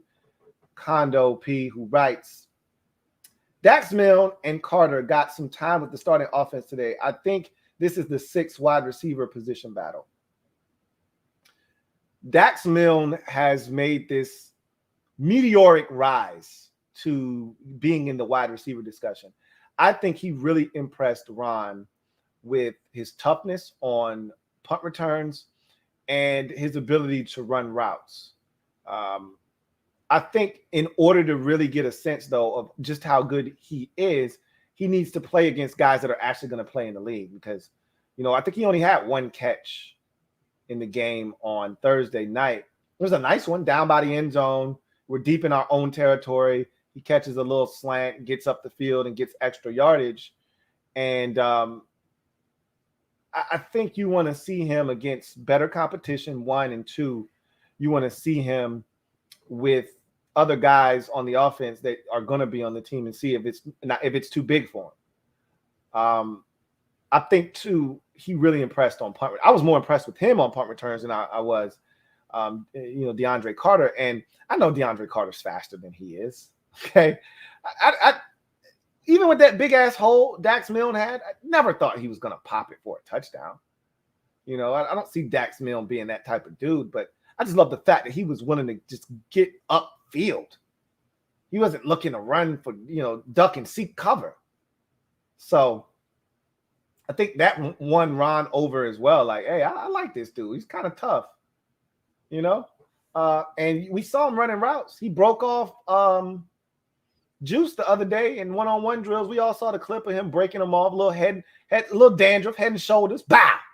Got him. Broke him off. Something proper and got inside and got the catch. Like, there's something to him. I told you I liked him at BYU. So there's something to him.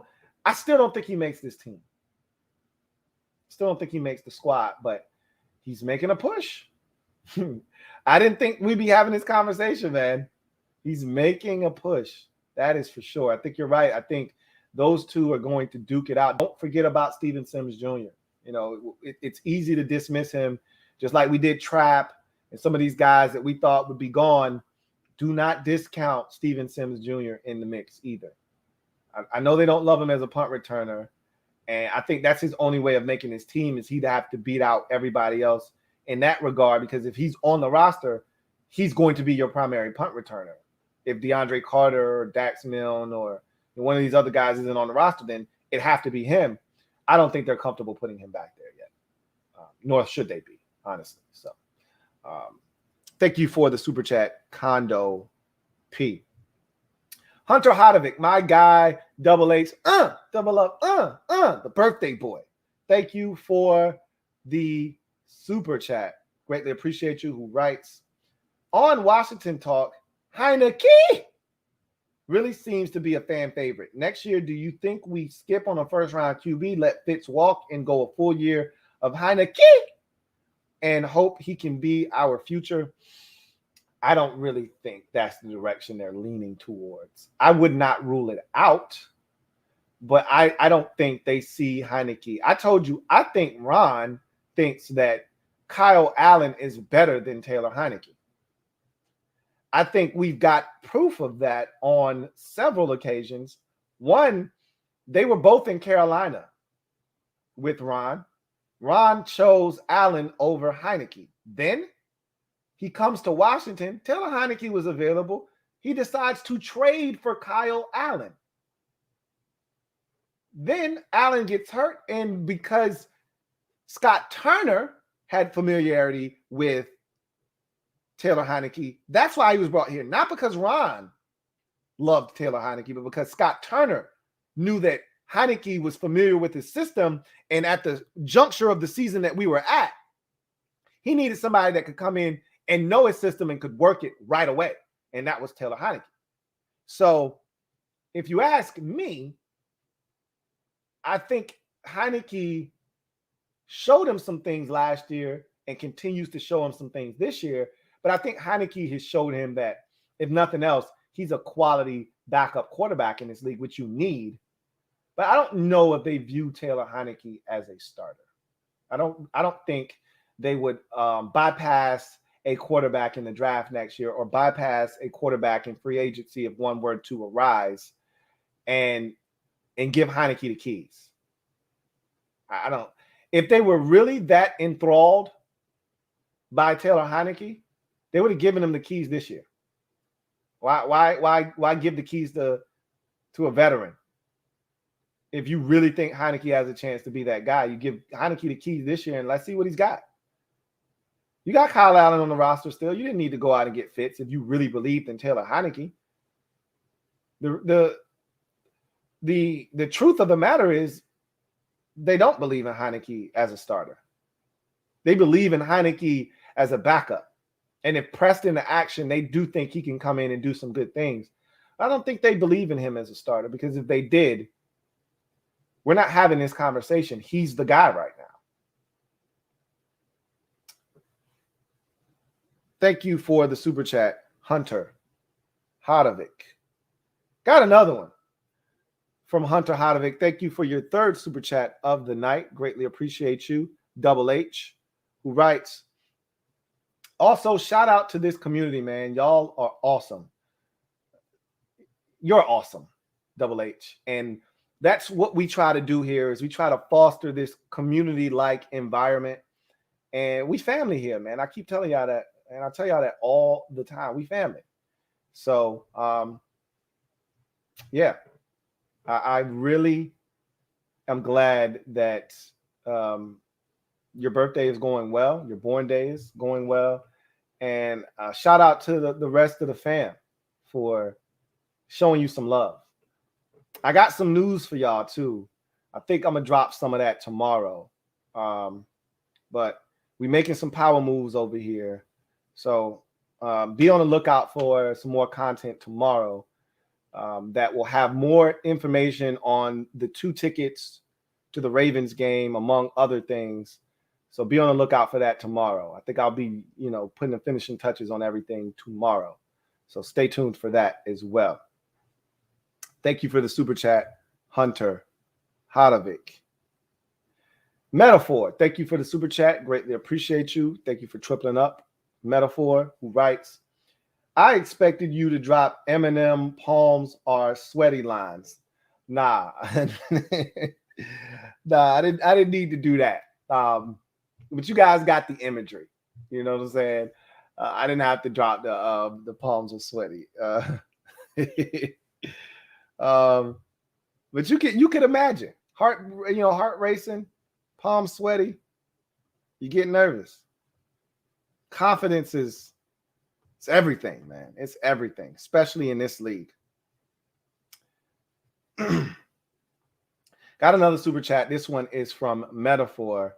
Thank you for the super chat, Metaphor. Your 4th of the night. Greatly appreciate you. Who writes, Pass D can maintain or excel because of the additions of WJ3, the Saint, and the maturation of the D line. Part of the Pass D. Don't sweat. Number 1, chase it. I see what you did there. I see what you did there, and I like it.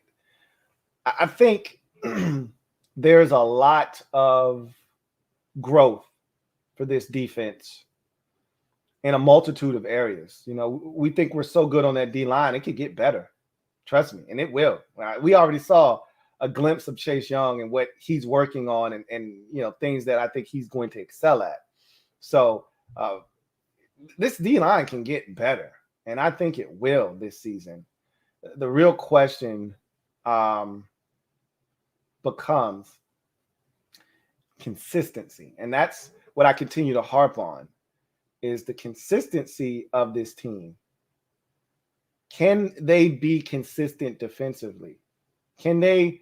That's what the elite defenses do. They stack great weeks on top of each other. Dominant performance on top of dominant performance.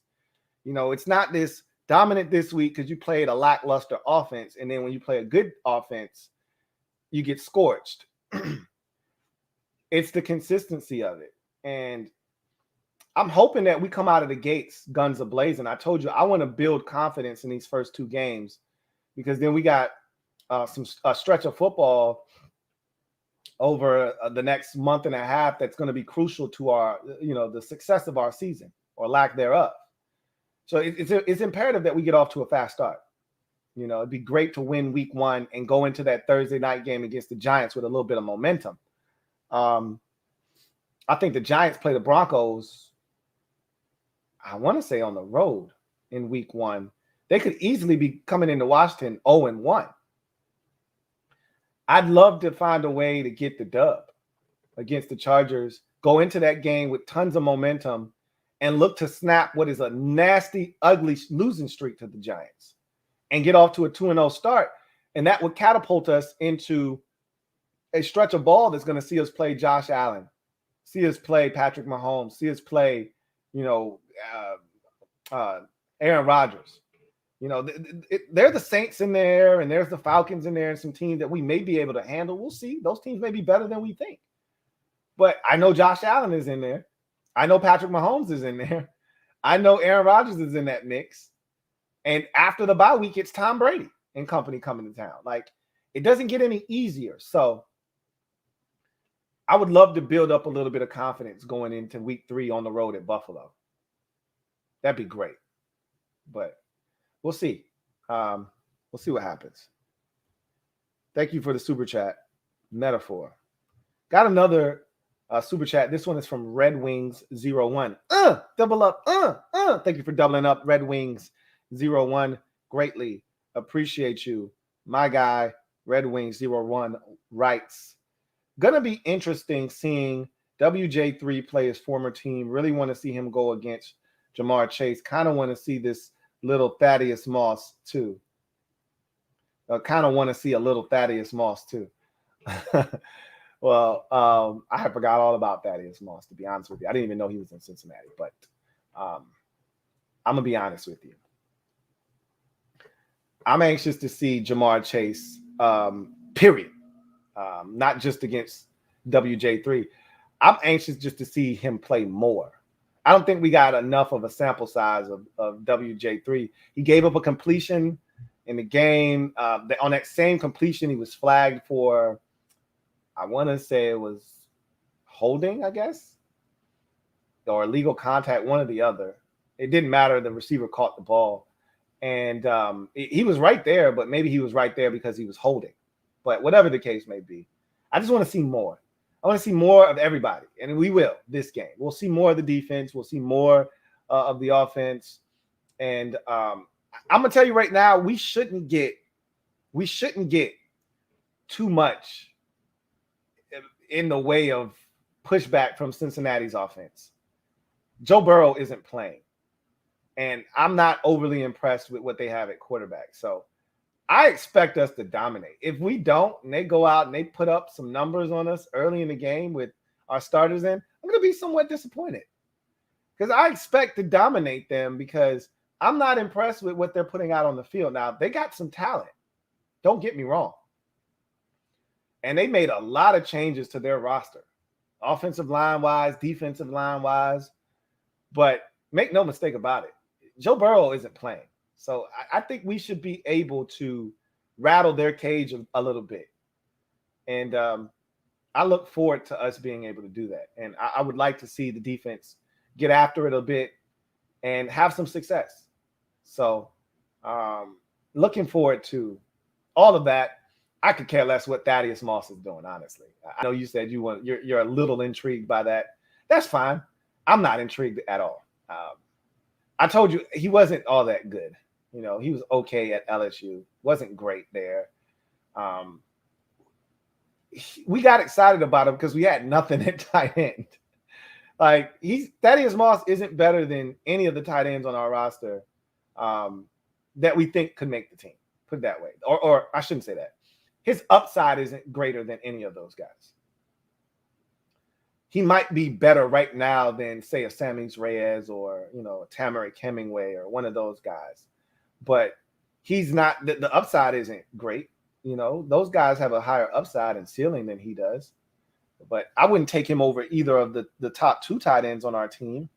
And I'd take Sammis Reyes over him as well, even though he's a developmental guy. So I wish Thad Moss nothing but the best, but yeah, I'm over Thaddeus Moss. I was a long time ago. I like I said, I didn't even know he was on Cincinnati's roster. So that tells you how much I was paying attention to his track in the league. Got another super chat here from JP, my guy John Perez. Double up. Thank you for doubling up, JP. Greatly appreciate you.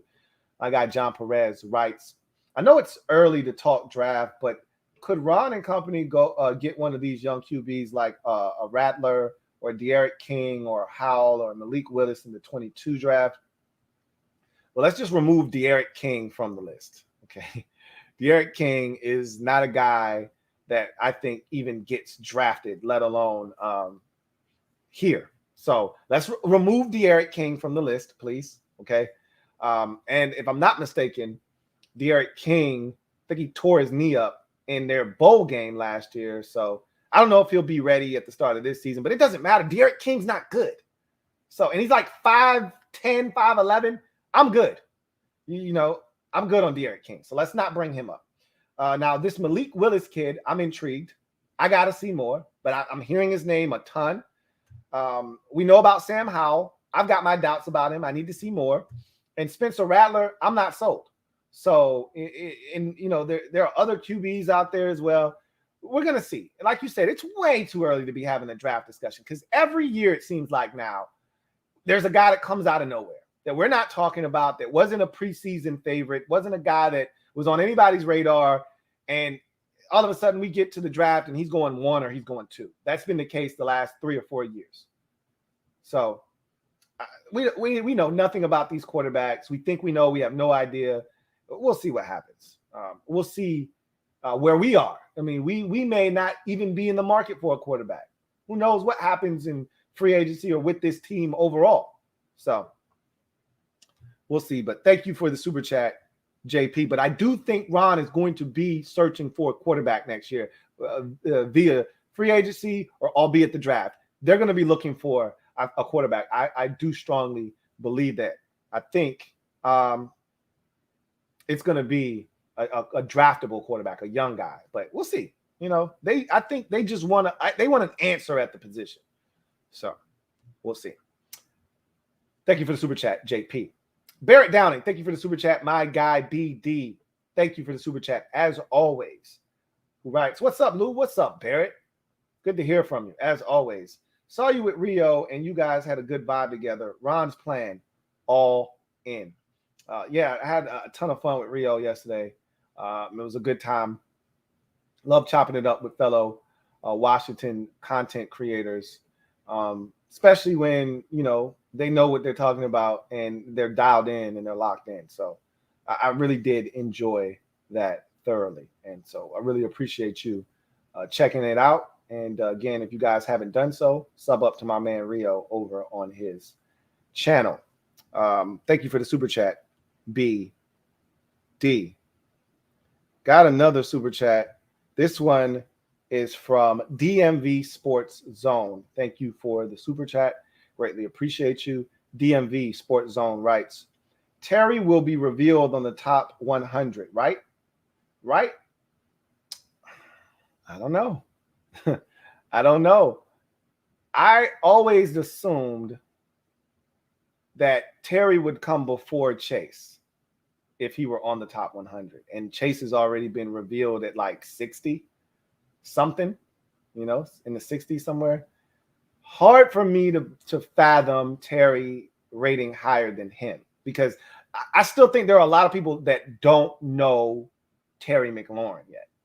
Like, I think there are some players out there that are aware. We heard like Dick Sherman talk about how good Terry could be and how, it's going to be interesting to see how he'll fare once teams can't, cloud coverage him and bracket him and double cover him because you've got other targets now.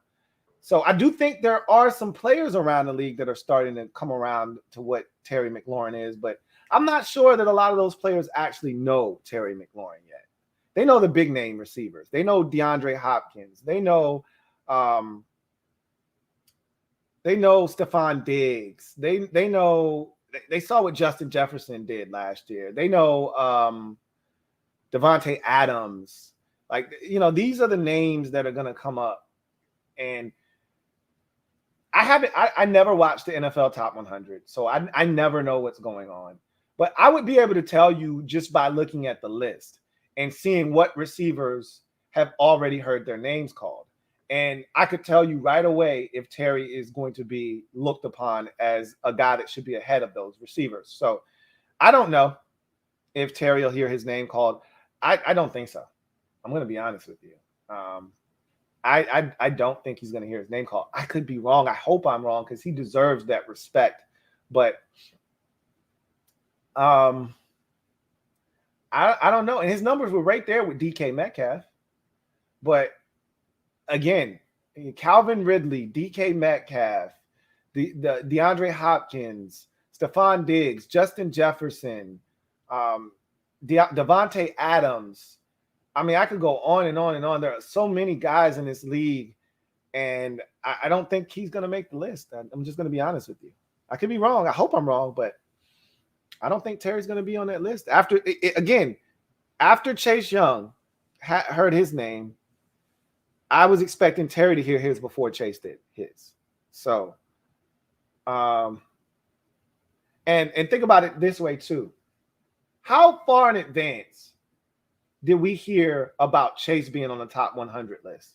We saw the video for Chase's, breakdown on the top 100 with Trent Williams talking and all these other, people talking about Chase and how dominant of a player he could be and all of this, jazz, all, this, that, and the other. We watched that video 3 weeks ago, a month ago. That was on socials a month ago. We haven't heard anything about Terry. I don't think he's going to be on the list. I'm going to be honest with you. But just more fuel added to the fire. That's all. That's it. Thank you for the super chat, DMV Sports Zone. See if we got any more super chats. Got one here from Enigma RJ. Thank you for the super chat, Enigma RJ. Greatly appreciate you. Who writes, "Sup, Lou? Sup, Enigma? A lot of things about the Washington football team feel good. However, the one thing that stands out for me is that the bad things in the media are coming to a stop. It feels good that good vibes are coming from our team. You put good energy out into the environment, you get good energy back. I'm a huge proponent of juju and karma. And what you put into the atmosphere is what you get out of it. And since Ron's gotten here, we've done nothing but put good vibes into the atmosphere. And when you put that in there, that's what comes back to you. And so, look, I'm not saying that because we're no longer the butt of jokes or, that when we hear our name, it's no longer synonymous with something negative, but rather, a positive story or a story on don't sleep on Washington. They could be one of these types of teams this year that does some damage. That's always fun. That's good to hear. But at the end of the day, we've seen this from Daniel Snyder before, where he's quiet at the beginning of a new tenure. So I don't want to just act as if everything's fixed in a span of a year and a half. I would be naive, and so would you, to just assume that Daniel Snyder is all of a sudden a changed man and he's learned into his mid-50s. All of a sudden now the light bulb just came on for old Danny. Hard for me to fathom that. I know this year and in most of last year, he was fighting legal battles constantly in court. His name was being slandered and drugged through the mud. He was looking to make sure people didn't associate him with, all of these different things that were floating out there, including Jeffrey Epstein. There was the issue with the team in the minority owners.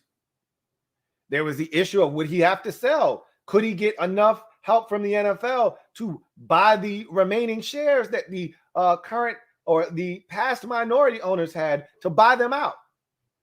There were a lot of things going on that kept him away from the football activities, that allowed Ron to do his job.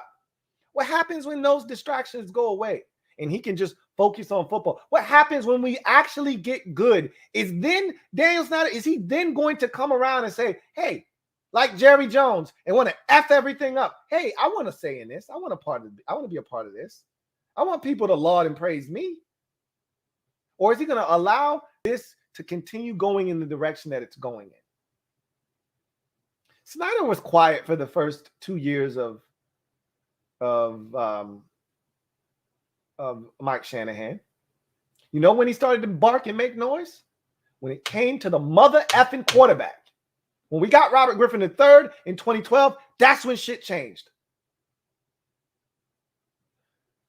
Dan was quiet for the entire Jay Gruden. There was little things, but it was mostly Bruce. Dan was quiet.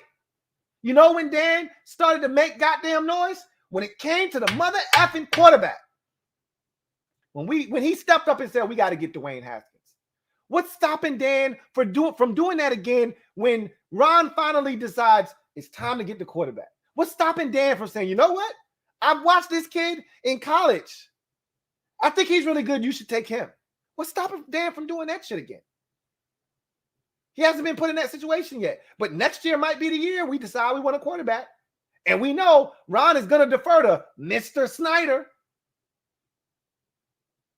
We're not out of the woods yet, guys. Okay?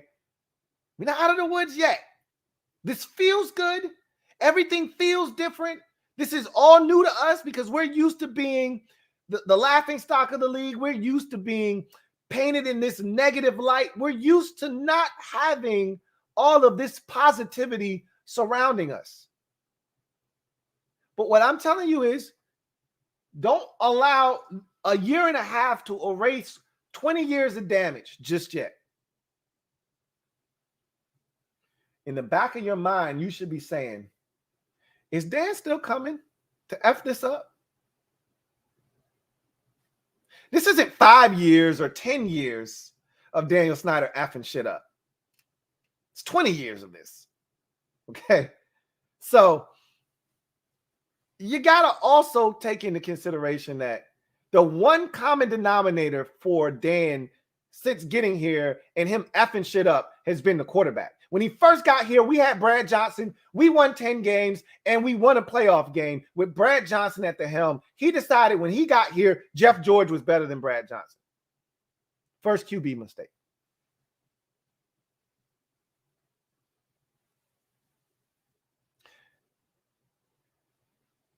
Joe Gibbs is here. They pick all these players. He stepped back and let Joe do a lot of the heavy lifting. Joe wanted. He wanted Jason Campbell. Dan stepped in for the Robert Griffin III situation. He alienated Kirk Cousins. Part of the reason Kirk didn't want to be here is because Dan treated him like shit. Didn't want to pay him when it was time to pay him.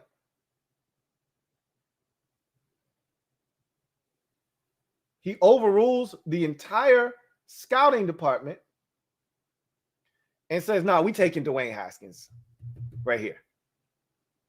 15. That's the guy. That was a disaster. What's to stop him from doing it again? He's effed up multiple times when it comes to quarterbacks in this organization. You can trace all of it back to Daniel Snyder. We're playing around with all of these journeyman, stopgap quarterbacks. Dan's fine with that. He didn't get involved when it's Case Keenum.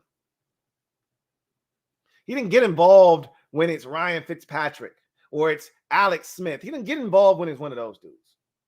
He gets involved when it's a young guy that he can market, a young guy that's impressionable.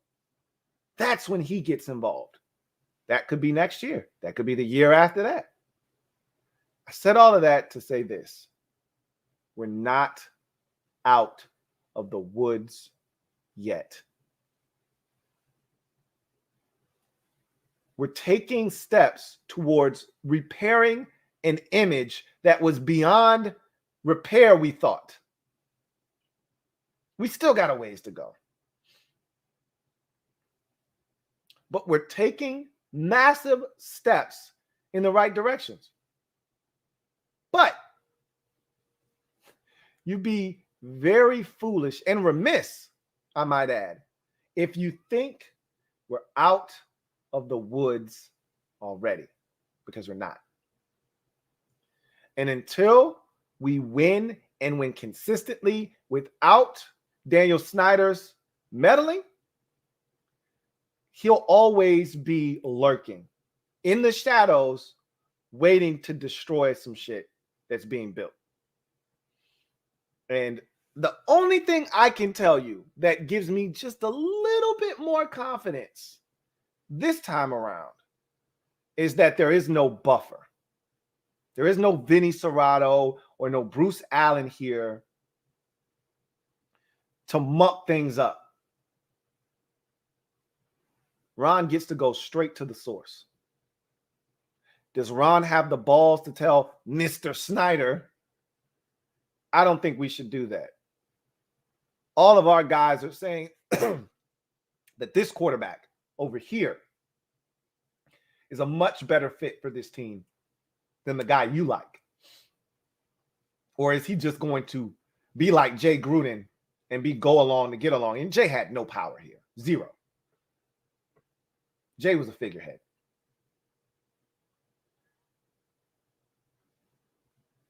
I don't know. We're going to see. But I can tell you this. I'm more excited about this journey and about this track that we're on than any other we've been on in recent memory. So there's that. But I hear you, Enigma RJ. I hear you about all the positivity out there right now. It feels good, you know? It feels good to have Rich Eisen talking about the prospects of this team this year. It feels good to have Mike Greenberg telling people, wake up, don't sleep on Watson. It feels good to hear our name and good things being said about it thereafter. It used to be, if you heard our name, some shit was hitting the fan seconds later. Now you hear our name, and it's usually somebody talking about the prospects of this team and the growth of this team and look out for them.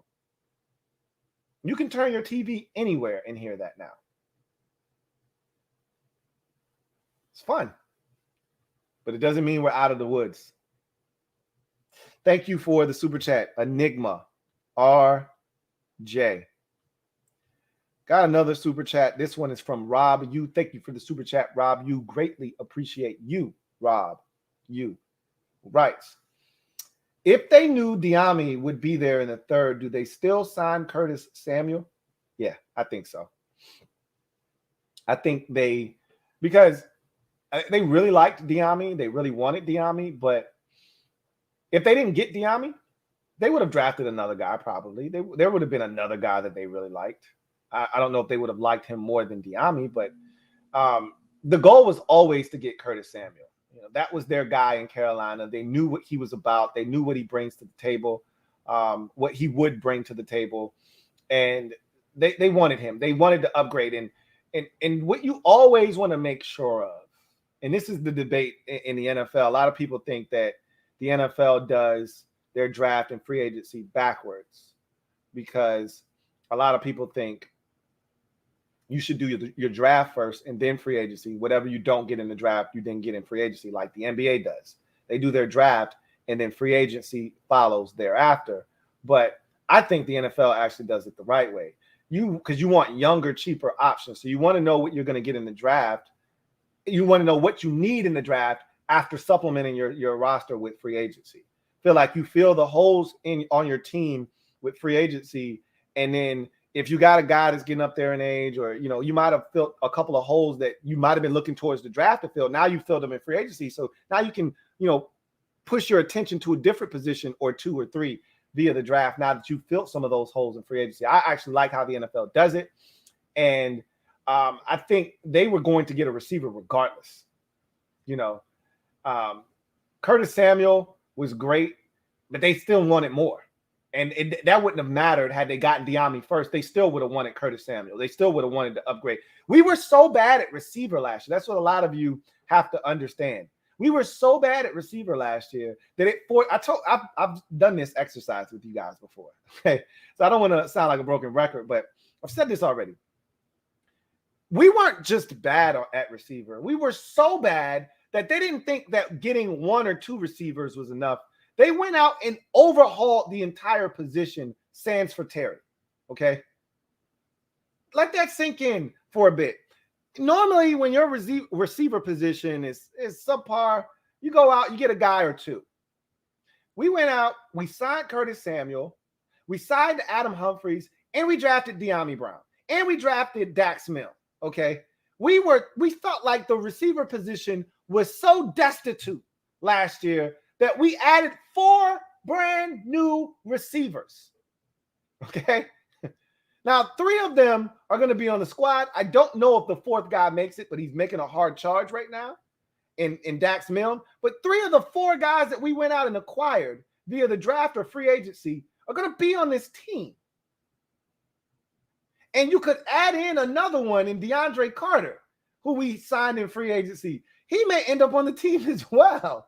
So that tells you that of the 6 guys that end up being at receiver for us, there are only going to be 2 that were leftovers from the year prior. 4 brand new receivers are going to be on this team. It tells you all you need to know. And that tells you that no matter what was done in the draft, they were going to go after a Curtis Samuel. Never, ever trust a man with 2 first names. They were going to go after him in free agency regardless. Whether they knew Diami was going to be there or not, they were going after Curtis Samuel. Period. End of discussion. So, yeah, they were going to go after him. They wanted to overhaul the receiver position, and that they did. It's a much better group for sure. Thank you for the super chat, Rob U. Got another one from Rob U. Thank you for the super chat. Greatly appreciate you, Rob U, who writes, who leads the teams in interceptions and sacks this year? We've gone through this exercise already, I believe. I went with Kendall Fuller to lead the team in interceptions. And I think, especially if he's in the nickel, I think he's going to get a lot of opportunities.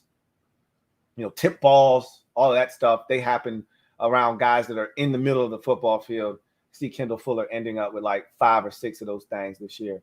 And sacks, man, that's interesting because I could see Montez Sweat leading this team in sacks this year. But I'm going to stick with my initial prediction, which is Chase Young. I just see a big year 2 for him.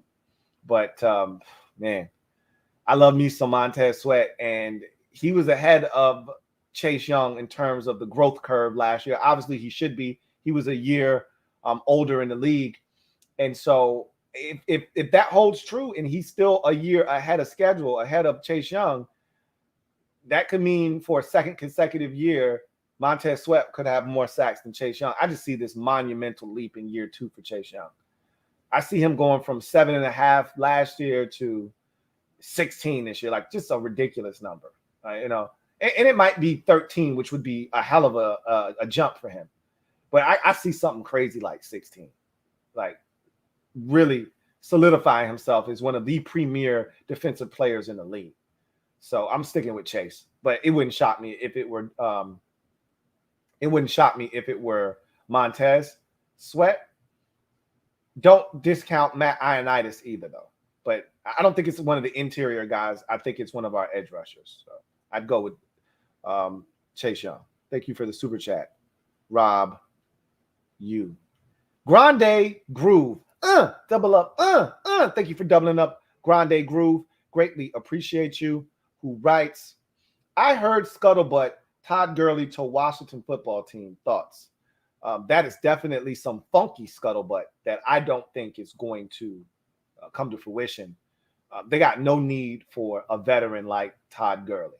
Zero. When they got 3 guys on the roster that they really like, and then they got Jared Patterson, and they already don't have space for Jared Patterson. So I don't think that that is even something that we need to spend a lot of time on.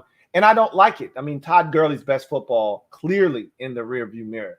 If you were going to do something like that, why not just bring back AD? Like, they're not doing that.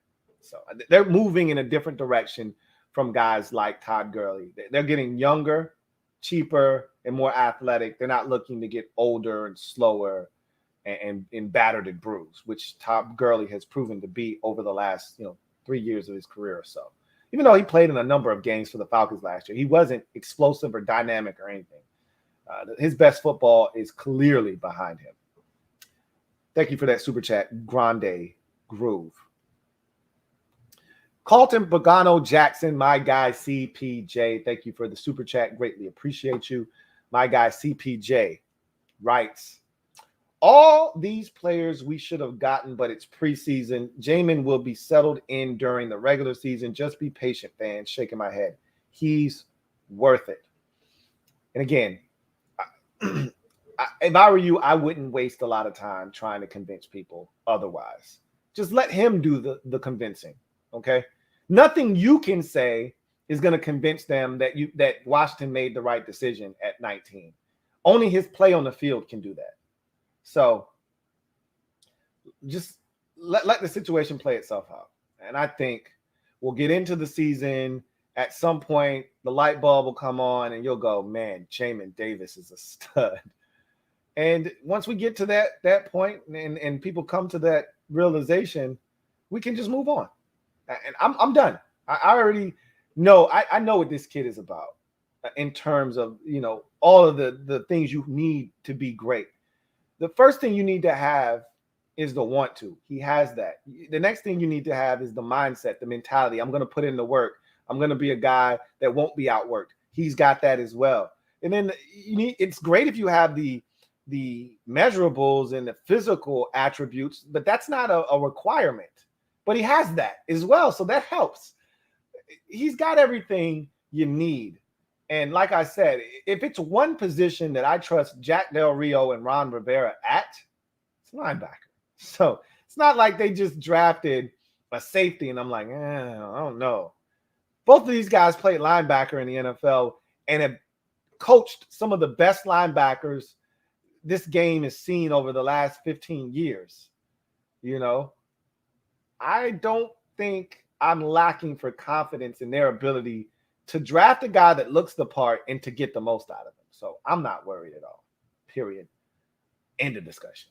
So thank you for the super chat, Carlton Pagano Jackson, my guy, CPJ.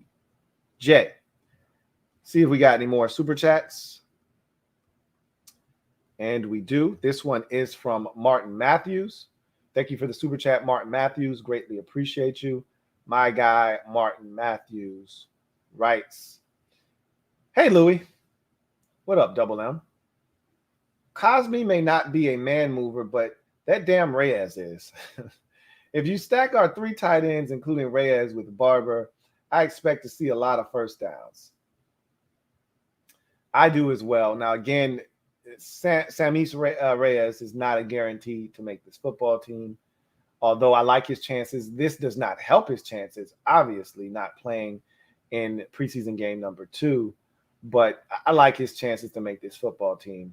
And I like his physicality as well. And Ron does, obviously, having said that he thinks he might be the most physical, blocker and arguably the most physical player on the team. It says a lot about Sammis Reyes and his ability on the football field and what they think he's capable of. I don't think Sam Cosmi is a man mover, but he doesn't have to be. Like you said, between the tight ends that we have, Peyton Barber doing what he does best, that touchdown run against New England right before the half, a perfect prime example of why you can't get rid of Peyton Barber, man. Like, I don't know why you guys don't see the value in a Peyton Barber. Not to mention, he's one of the core special teamers on this team, which a lot of you don't really take into consideration when you talk about some of these players. But at the end of the day, Peyton Barber can get a yard. And even when a yard isn't there, he can get a yard. And you saw it on that touchdown run. It took a second and a third effort, but he got in there. That's what he does, man. You can't love me some Peyton Barber, man. And my guy Reed told me a long time ago when we got him, when we first got him, Reed's a Tampa Bay fan. And he said, Lou, you're going to love Peyton Barber. He's not flashy. He does nothing great. Or he didn't say he does nothing great. He said he gives maximum effort. He doesn't wow you in any category necessarily, but man, does he play hard. You're going to love him. He was spot on. I absolutely love this guy. And I know what I'm getting out of him. And he does have an elite trait. And you may not value that elite trait like others do, but I value the ability to get 1 yard in this league because you end up in 1 yard situations a lot. You're going to encounter 3rd and 1 and 4th and 1 a lot. When it's mano a mano and you say, all right, guys, they know we're running it. We know we're running it. And sometimes you don't win in those situations up front. And that's when you need your back to be a badass and say, you know what? Yeah, my guard got beat here and there was penetration, but I'm still going to get a yard. That's Peyton Barber. And you can't, that right there, irreplaceable. You must not know about B. You must not know about B. He's irreplaceable. Anyway, thank you for the super chat, Martin Matthews. Got another one here from DCJ. Thank you for the super chat, DCJ. Greatly appreciate you. My guy DCJ writes, what's good, Lou? What's good, DCJ? Always good to hear from you. Says, to clear up an earlier comment, I meant building up for week 1 in the season, not to be biased. Washington football team's number 1s and some number 2s look ready, most ready. He said, also, how much do you like the flex at wide receiver in all the spots? Definitely slot. Okay, so I remember your comment from the podcast earlier today, and you asked me who looked good. You were talking about heading into week 1, not just week 1 of the preseason. I got you. Yeah, I told you, I feel like our roster, remember I said, I'm not too concerned with anybody else in the division. Why can I feel that way? Because I think we've got the best roster top to bottom of anybody in the division. Obviously, the Cowboys have the one thing we don't have that we want, which is a quarterback. But if you look at their roster, you look at our roster is better than theirs. Same thing with the Eagles and the Giants. So when I look at our team, I'm not too concerned with anybody else and what they're doing. My biggest concern is, can we focus in on us and be the best version of ourselves, which will give us a chance to beat teams that we're better than. Let me explain to you the difference between the good teams, the teams on the fringe, and the teams that miss the playoffs year in, year out. It's a fine line in this league. We talk about this all the time. There's a fine line between 10-6, 8-8, and 6-10. That line it's razor thin. Okay, I mean it's this fine you can barely see it, but you know it when you see it. The difference between 10-6 and 8-8, I can tell you what it is: beating teams you're supposed to beat. That's the difference. The difference between being 8-8 is 6-10 are the players you have. And anything worse than that, and it's coaching at that point. You're going to win 1 or 2 games off of the fact that you're just better than the other team. More talent, and it's going to show. The biggest jump is when you realize, hey, guys, this is who we are. We're not elite. We're not going to beat the Chiefs. We're not going to beat the Packers. We're not going to beat the Ravens or any of the upper echelon teams. We're not there yet. And I'm not saying that's who we are right now. I'm just giving you an example. We're not there yet. We're not one of the upper echelon teams. But That next category down, teams that should be in the playoffs, that should be hovering around the 6, 7, 5 seed, somewhere in there, that's us. And I'm not saying that's us as Washington. I'm just, again, this is a hypothetical. That's us. And if that's who you are, then you need to beat the teams that are beneath you. I don't know if the Saints are good this year. I don't know if I don't think the Falcons are going to be good. I don't know that for a fact, though. I don't know how good Vegas is going to be this year. I just know that if we think we're better than them, we need to beat them. I don't know how good the Eagles, the Giants, and the Cowboys are going to be. But if we look at them and guess what? We're going to have a clear picture of who all those teams are when we play 5 out of our 6 divisional games at the back end of the schedule, the 5 final weeks of the season. We'll know clearly by then who the Cowboys, Giants, and Eagles all are. If you can't take care of business against teams that you are better than, that you're supposed to beat, that's how you end up 8-8, or in this case, 8-9, or 7-10. Got to beat the teams you're supposed to beat. We don't know if we're better than the Chargers and we're supposed to beat them. We don't know if the Saints are going to be good or the Falcons are going to be good, but you'll know if the Broncos are good by the time we play them. You think you're a good football team? Then you need to go to Denver and win. We'll know if the Raiders are good or not by the time we get to Vegas in December. You think you're a good football team and the Raiders aren't? You need to go to Vegas and win.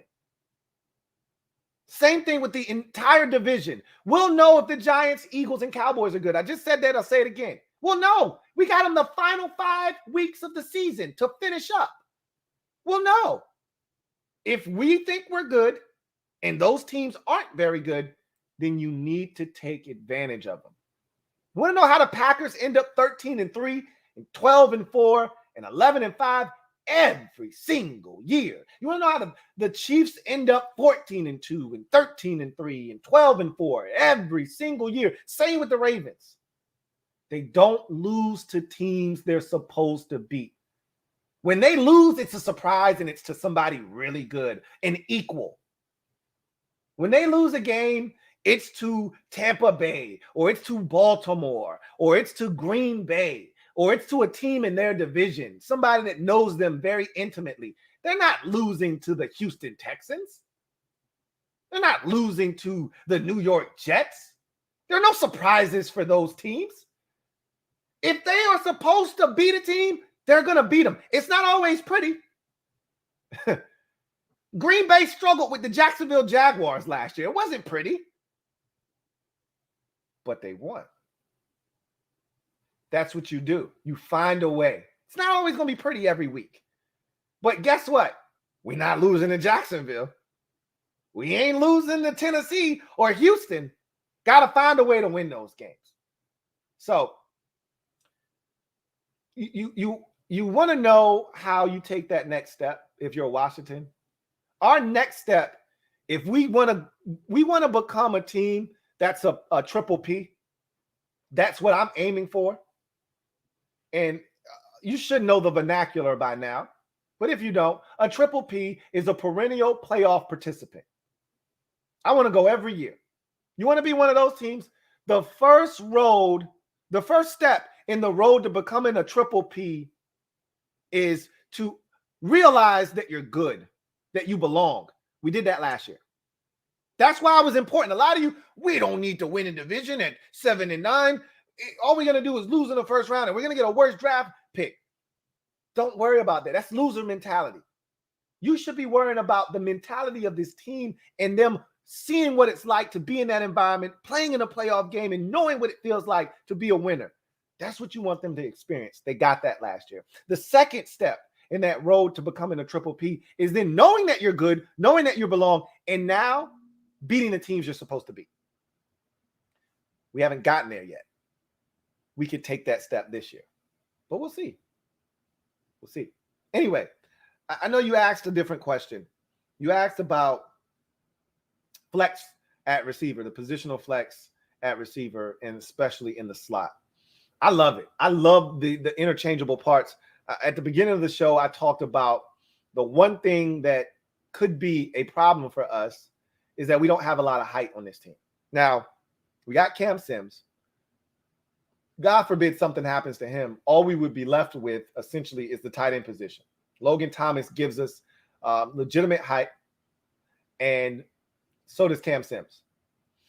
If something happens to Cam Sims, we don't have a receiver over 6'1" on the roster. And really, I'd venture to say we don't have a receiver over 6 feet without Cam Sims. That's why it's important that AGG doesn't stray too far away, even if he doesn't make the roster. Because none of the other guys, Isaiah Wright, I think Isaiah Wright might be 6'2", but he's not a go-getter. He's not a go up there, put his nutsack on somebody's helmet and go get the football. That's not Isaiah Wright. Hell, we can barely get him to catch the damn ball when he's wide open at times. So I said all of that to say this. I love the fact that Terry can play the X, Terry can play the Z, and he can play in the slot. I love the fact that Curtis Samuel can move all around, you know what I mean? And take handoffs and jet sweeps, and we can do some creative things with him. I love the fact that Adam Humphries can play the slot and do some things. I like the fact that we got this mixture going. It's healthy. Cam Sims last year proved that he could play the Z. In a pinch, he could play the X. And I think at times he even jumped in the slot. They don't want him in the slot, though. They want him outside. That's where he belongs. So I like the positional flex at wide receiver, and I love the slot. I love the slot mix we have because we could throw Terry in the slot. I don't think Diami's ready for slot work quite yet. That'll come eventually. But even in Terry's first year, he wasn't, a slot threat, really. He was just strictly outside. You don't want to overload young wide receivers. So Diami was strictly a X at North Carolina. I think they're going to continue to work him in at X and give him some reps at Z and potentially in the slot as well. But that'll come as the season progresses and he becomes more and more comfortable. But in any event, I really like what we have at the receiver position. So thank you, DCJ. John Perez, my guy JP, thank you for the super chat. Greatly appreciate you. My guy JP, tripling up, writes, I'm honestly also holding out hope that Washington lands Aaron Rodgers in 2022, like when Tampa landed Brady, even though it's probably a pipe dream. It's becoming more and more of a pipe dream as Rodgers gets more and more comfortable in Green Bay. Now, shit could change. He could be singing Kumbaya with that organization right now. They get to the end of the season. They have another epic fail in the playoffs. And, there's another disconnect and Rodgers could win out. They could, finally get to the point where they're like, you know what? We need to see what Jordan Love is, and we're ready to move on from Rodgers. He wants out anyway. We want to see the young fella too. Let's just part ways. It's mutual beneficial for everyone involved. That could happen. But the more and more I hear of Rodgers in Green Bay, and you hear them talk about wanting Rodgers for multiple years, not just the upcoming season, which they got to say that now because they want to get back in his good graces. But they could be thinking in their head, yeah, we want him back for this year. We'll say out loud we want him back, for in the rest of his career. We want him to retire a Packer. But we'll get him for this upcoming season, get Jordan Love ready to play for next year, and then we'll move Aaron Rodgers next year. But I think Aaron also has say-so now. He didn't have say-so before. He has say-so now as to how he wants to proceed with, the remainder of his career essentially in Green Bay. So I think it's becoming less and less likely that he is traded. But we'll see. We don't know. Got another super chat. This is from DCJ. Double up. Thank you for doubling up, DCJ. Greatly appreciate you. My guy, DCJ. I think this is doubling up. Might be tripling up. Either way, really do appreciate you, as always, DCJ, who writes, besides Cam or AGG, the rest can play all the spots and flip in the slot, especially if 10 is healthy. Also, I think the roster will be 26, 25, extra wide receiver or O-line. That counts 5 cornerbacks, 5 free safety and safeties, 8 D linemen, 7 linebackers. Agree? So the number, I don't know if you're saying 26 on one side, 25 on the other, because you can't do that. it's got to be equal to 50 because you got to have 3 specialists. So if it's 26 on offense, 24 on defense. If it's 25 on offense, then it's 25 on defense. You get where I'm going. It's got to, the offense and the defense combined roster wise has to equal to 50. So I think they're keeping 6. They built into, so I think I've already done this. I think I did it on one of my shows this week when I was talking about David Sharp coming back and still working on the side field, but still on the COVID-19 list. And I think I gave you a rundown of what I thought the offensive numbers would be. And essentially what I came to the conclusion of was 6 wide receivers, 4 running backs, 3 tight ends, 3 quarterbacks, and 10 offensive linemen. So 10 offensive linemen, 6 wide receivers, 4 running backs, that's 20, and then 3 tight ends, 3 quarterbacks, that's 26. And then 24 on the defensive side of the football. I haven't come up with a numbers game yet, but it'll probably be 8 D linemen, 4 ends, 4 interior, probably be 6 linebackers, that's 14. Apke is a corner now. So I think it'll be 6 corners because it's William Jackson, it's Kendall Fuller, it's Juice, it's Jimmy Moreland, it's Danny Johnson, it's Apke. That's 6. And then I think, so how many safeties do we have left? So that's 20. So you would only keep 4 safeties. That can't be right. So that means you would probably trim off one of these. You can't trim off a defensive lineman. They're keeping 8 D linemen. They're keeping 6 linebackers, I think. I don't think you can keep any less than 6. That's 14.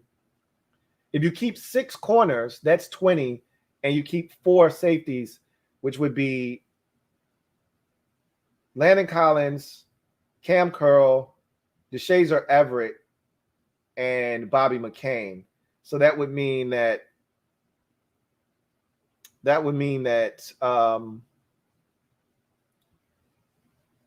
oh man, what's my guy's name? 38.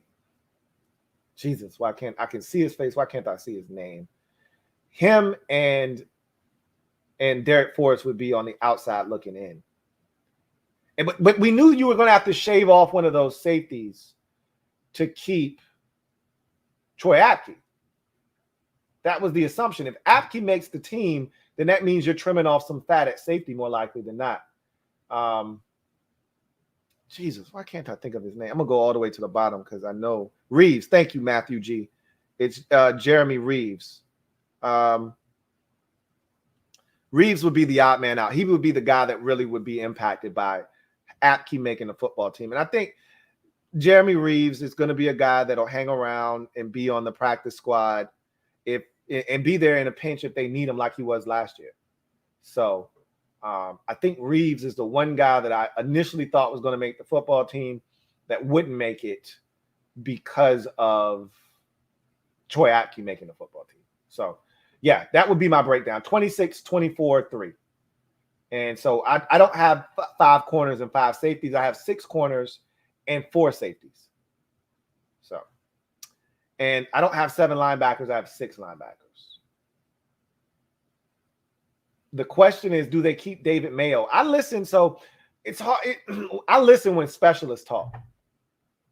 And Tress Way did a presser the other day, and he talked about David Mayo and how big of a core special teamer he is, and how they used to game plan to try to stop him on special teams when he was with other teams like the Giants, for instance. So now to have him on our team, he's like, that's huge. And I'm thinking to myself, David Mayo sucks ass. But the special teams coordinator, may be in the room. Nate Kaiser might be saying, hey, I got to have David Mayo. I need him and I need Jared Norris. I need both of them. I don't know if he's going to get that. I think it's 6 linebackers, man. I think they keep Phillips over Mayo. but we'll see. Thank you for the super chat, DCJ. 99 problems, Chase ain't one. Thank you for the super chat. Greatly appreciate you. My guy, 99 problems, Chase ain't one, writes, the top 100 list has some horrible picks this year, LOL. I want Kerrigan back ASAP. Not impressed at all with the backups. By the way, Montez Sweat needs more hype. I'm with you on Montez Sweat. I like the fact that he's kind of under the radar. Nobody's really talking about him. That's cool. You want respect? You want people to put some respect on your name? Go out and bust their ass, put up 15 sacks. That'll do it real quick. So I don't want Kerrigan back. I don't miss Kerrigan. It would have been cool if he were here. I don't miss Ryan Kerrigan, though. We won't know how badly we miss him until we get into the regular season. If the young boys play the bulk of the snaps, which I assume they will, we won't miss him. But if the young boys continue to play like they did last year, where they're subbing in and out and they want to keep them fresh, then yeah, if nobody steps up, if William Bradley King, who got into a scrum and a skirmish today with one of the offensive linemen, and they had to be separated, if he doesn't step up, or if Shaka Toney doesn't step up, then yeah, there could be an issue. But I think we're going to be fine. Let's just hope they stay healthy. If they're healthy, we're fine. If they don't, that's when you'll start to notice. That's when you'll start to notice. The top 100 is trash. That's why I don't watch. It's not. I think they get, for the most part, like the top 10 guys, right? For the most part, you could argue and have a debate about, where those guys are slotted in the top 10, but most of the time they get that right. It's the rest of the list that I look at and I say, really? Like one year, Donovan McNabb was on the list when he played with us. I'm like, what? Okay, I can't watch this. So I haven't watched that in years. Anyway, I digress. If you're a player, you want to be on the list because it's a list comprised of players by your peers. So you want to be on the list because that means you've garnered the respect of your peers. But for me as a fan, that shit doesn't matter to me. I care less about that list. I know what our guys are, I know what they are in this league, and I know what they're capable of. But it matters when you get the respect of your peers. That's what you long for. That's what you want. You want the acknowledgement of the people the guys that you play against, that, hey, he's a dog. You want that. DCJ, thank you for the super chat. Greatly appreciate you. My guy DCJ writes, I'm not mad Reyes is out on Friday. I want to see him in the Ravens game more. Should be a physical grind for the backups and roster cut guys. D-line depth also tested too. Will be tested. I want to see as much Reyes as I can. He needs as many reps as possible. So I am disappointed he's not playing in this game. But you're right. The Ravens, they've won 18 straight preseason games. And we probably, because we always play the Ravens in the preseason, usually it's that final preseason game if it's not Tampa. We probably, in that 18-game stretch, have accounted for 3 or 4 of them. We play the Ravens every year. If it's not the last game, it's usually the first or the second game. But they've beaten us every time, obviously.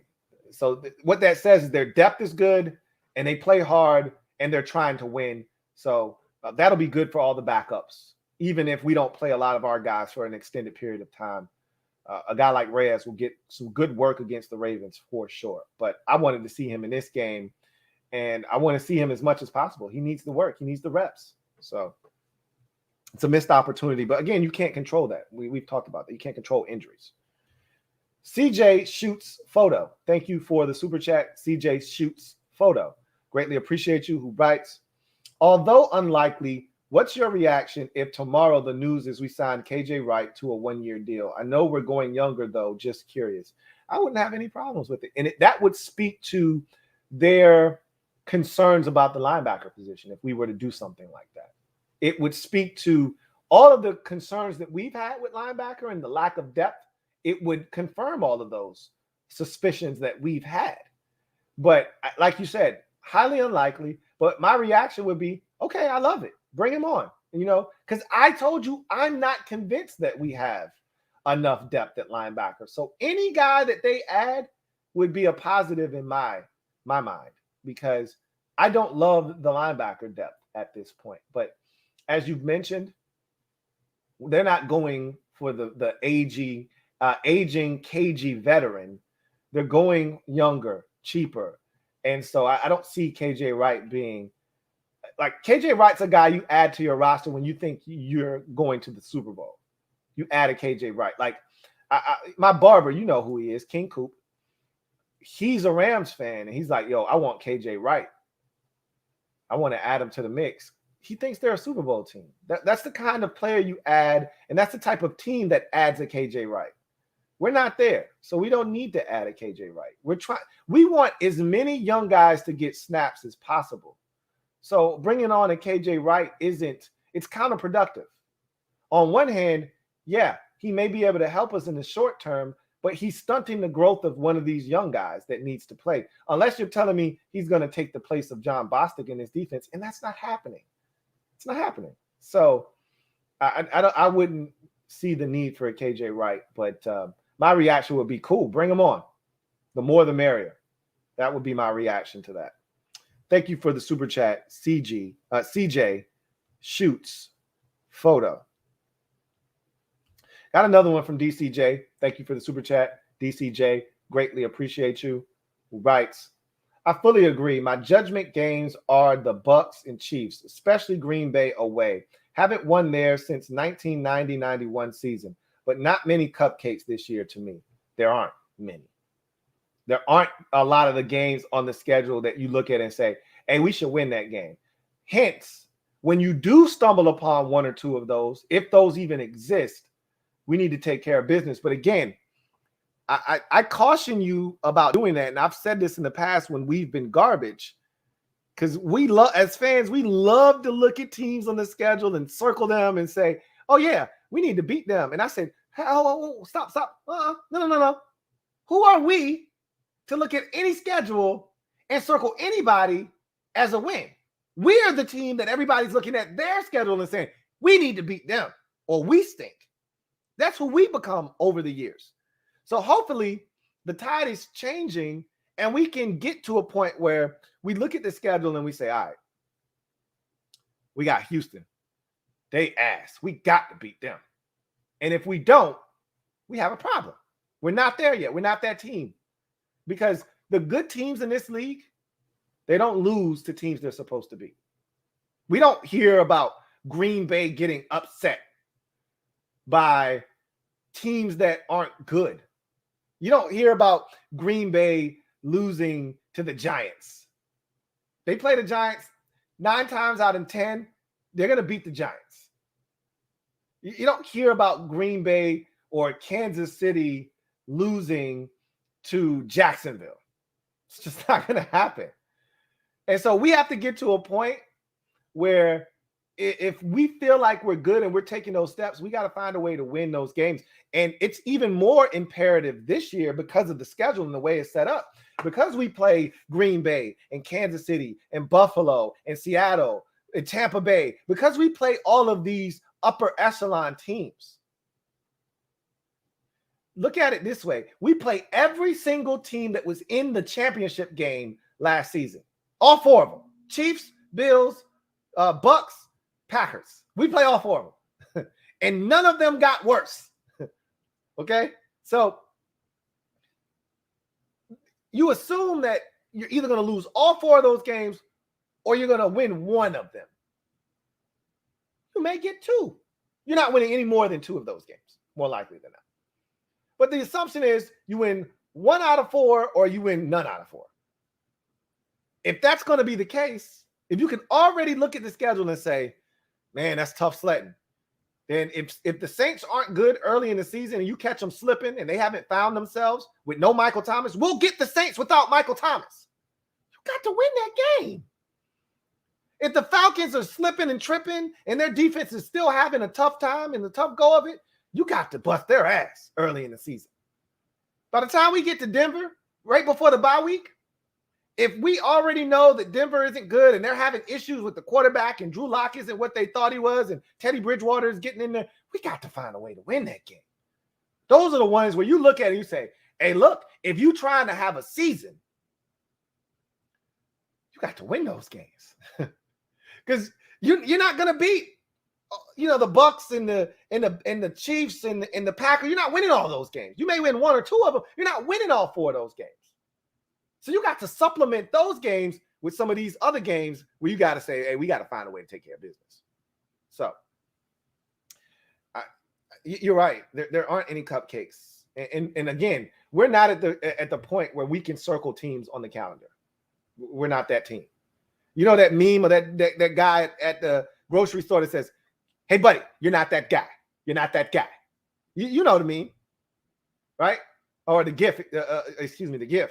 You know, come on, you're not that guy. You're not that guy. We're not that team. We're not that team. We're not that team yet. We don't get to circle other teams on the schedule and say, hey, that's a dub. Maybe we're getting to that point though, but we're not there yet. Not even close. Thank you for the super chat, DCJ. Got another one from DCJ. Thank you for the super chat. Greatly appreciate you. My guy, DCJ, writes, as for last season, I admit the ass kicking versus the Browns and Ravens, I was ready. I was draft ready. But the turkey and the Steelers win, my ship changed route. Washington football team can be a sneaky team to the league because we're not respected. New day. Oh, I remember the comments. You weren't alone. There were a lot of people talking about top 5 draft pick for this team after we lost to the Giants the second time around. After that Giants lost the second time around, people stuck a fork in. I was done. I finally had broke because Kyle Allen broke his ankle. So I thought Kyle Allen was the only hope we had in salvaging the season because I didn't think we could get anything out of Alex Smith. Remember the last time we saw Alex Smith, he was giving Aaron Donald back rides and couldn't move the football 6 yards in the second half. So I have every right to think that our season was in the toilet with Haskins being ass and Kyle Allen being done for the year. I had every reason to think that we were done. Who knew that Alex Smith was going to have the game that he had against the Lions, and he was going to give us a chance in the second half against the Giants, which he did. But I thought we were done. But I wasn't talking draft like the rest of y'all. And I told anybody that would listen, even when we were losing games, I said, we're a much better team than you think, and this division stinks. We got a shot. And nobody wanted to hear it. You know, we're terrible. We're top 10 pick, this, that, and the third. I'm like, I told y'all, I said, I'll bet anything we won't be a top 10 pick. I said top 5 because a lot of people were saying top 5. I said, I'll bet anything that we won't be a top 5 pick. We may end up with the 9th or the 10th pick, but we won't end up with the 3rd or the 4th pick. I said, do you understand how bad you have to be a top 5 pick in the draft? Do you realize how bad we were in 2019? Like, I don't think you guys realize how bad we had to be to get the number 2 pick. That was one of the worst experiences as a fan that 2019 season was. And the only silver lining was Dwayne Haskins at the back end of that season. And even that wasn't all that fun. Anyway, I digress. Thank you for the super chat, DCJ. Got another super chat. This one is from Twin D. Thank you for the super chat, Twin D. Greatly appreciate you. My guy, Twin D, writes, hey, LT, remember #FreeTrap? Can always play safety in an emergency. LOL. I still believe he'll make a significant game-turning play wherever. We're glad that we have him. You heard it here first and only. You've been on the trap bandwagon longer than anybody else, Twin D. At one point, I think you were the only member of the trap bandwagon. I think that number has grown here recently. But you have been his most loyal and dedicated supporter. And I don't think he'll make a game-changing play on defense, but I wouldn't be shocked if he made one on special teams. He's that good on special teams. So we'll see about Trap, man. I got my doubts about him. Ron says he's improving at corner. We'll get a look at that on Friday night against the Bengals, and we'll see what he's able to do at corner. I was dying for them to throw that ball out there when he was one-on-one against the Patriots receiver on down by the goal line, but of course they ran it in for a touchdown, so we never got to look at Apke in that regard. I can't wait to watch him and see what he's doing out there, though. He's got the size, he's got the speed, he's got the measurables. We'll see if he's got the ability in that. Thank you for the super chat, Twin D. Greatly appreciate you. So I think that's the last super chat of the night. And I want to remind you guys that I've got some things coming down the pipeline here over the next day or two. Remember, we're going to be live after the game on Friday night, Bengals preseason game number 2. So make sure you come, stop by, check it out, chop it up with us on Friday. But I'll give you a little something tomorrow as well. There shouldn't be any practice tomorrow. Maybe there's a walkthrough, but I don't think there'll be any practice tomorrow because it's the day before the game. Again, maybe a walkthrough, but nothing major. So, but I'll have some news for you guys tomorrow. So be on the lookout for that tomorrow, as well as I may have something for the Eagles game. They're playing the Patriots tomorrow. They're the only game on tomorrow. That's why we don't do these live streams anymore on Thursday, because there'll be football games from here on out every Thursday. So I don't want to clog up your TV watching, football watching time with these shows. So that's why it's on Wednesday now. So anyway, I digress. Got a super chat here from DCJ, who writes, first of all, thank you for the super chat, DCJ. Greatly appreciate you. My guy, DCJ, writes, for the last time, let's give Alex the clap. To play, he says, to the playoffs and joining ESPN, the one-leg bandit. Fitz has expectations for this team. Can he step up? We'll see. You know, Alex did wonders for us last year. I'll always treasure the 1 year here in Washington post-injury. You know, there's obviously pre-injury. We were 6-3. Everybody thinks we were going to be good that year. I don't know what we would have done. A lot of people think we would have finished. We weren't good defensively that year. You just keep that in mind. We were terrible defensively that year. And every time we played anybody that was any good, they ran it up on us. So I think it would have eventually caught up with us. But the division wasn't good that year either. And we might have been able to beat some of those teams, like the Eagles on a Monday night. I think we played, you know, the Giants later that season with Dirty Chaz and got our doors blown off 36-0 in the first half. Like, those are winnable football games. So I'm not sure that we just finish up the season. I think we lost to the Titans with Josh Johnson. We might have won that game. You know, like, there were games that were winnable back into that season that if we got Alex Smith, who knows, maybe we make the playoffs. I don't believe that's an 8-8 team, you know, if he stays healthy, but whatever. Bottom line is Alex Smith will always be remembered for what he did for this team in 2020. Without him, we don't make the postseason. And I'm not saying he was great, but he was all we had, and he was what we needed at that time, and he delivered. So that's going to do it for me, your man, Louie T. Thank you for joining me. I am a Washington fan, etched in burgundy and gold. My Washington spirit will never die. Washington spirit will never fold. Until we meet again, hail to our beloved Washington football team. I look forward to chopping it up with you guys tomorrow and on Friday as well.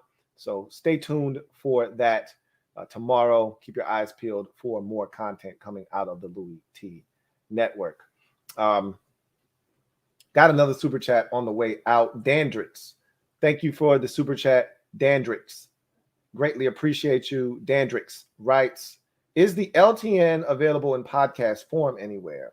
Well, I have a podcast, the Louie T Network podcast. But if you're talking about this show in particular and all of the content that comes out of this channel that is Washington football team related. No, because this isn't a podcast. Like people always call this a podcast.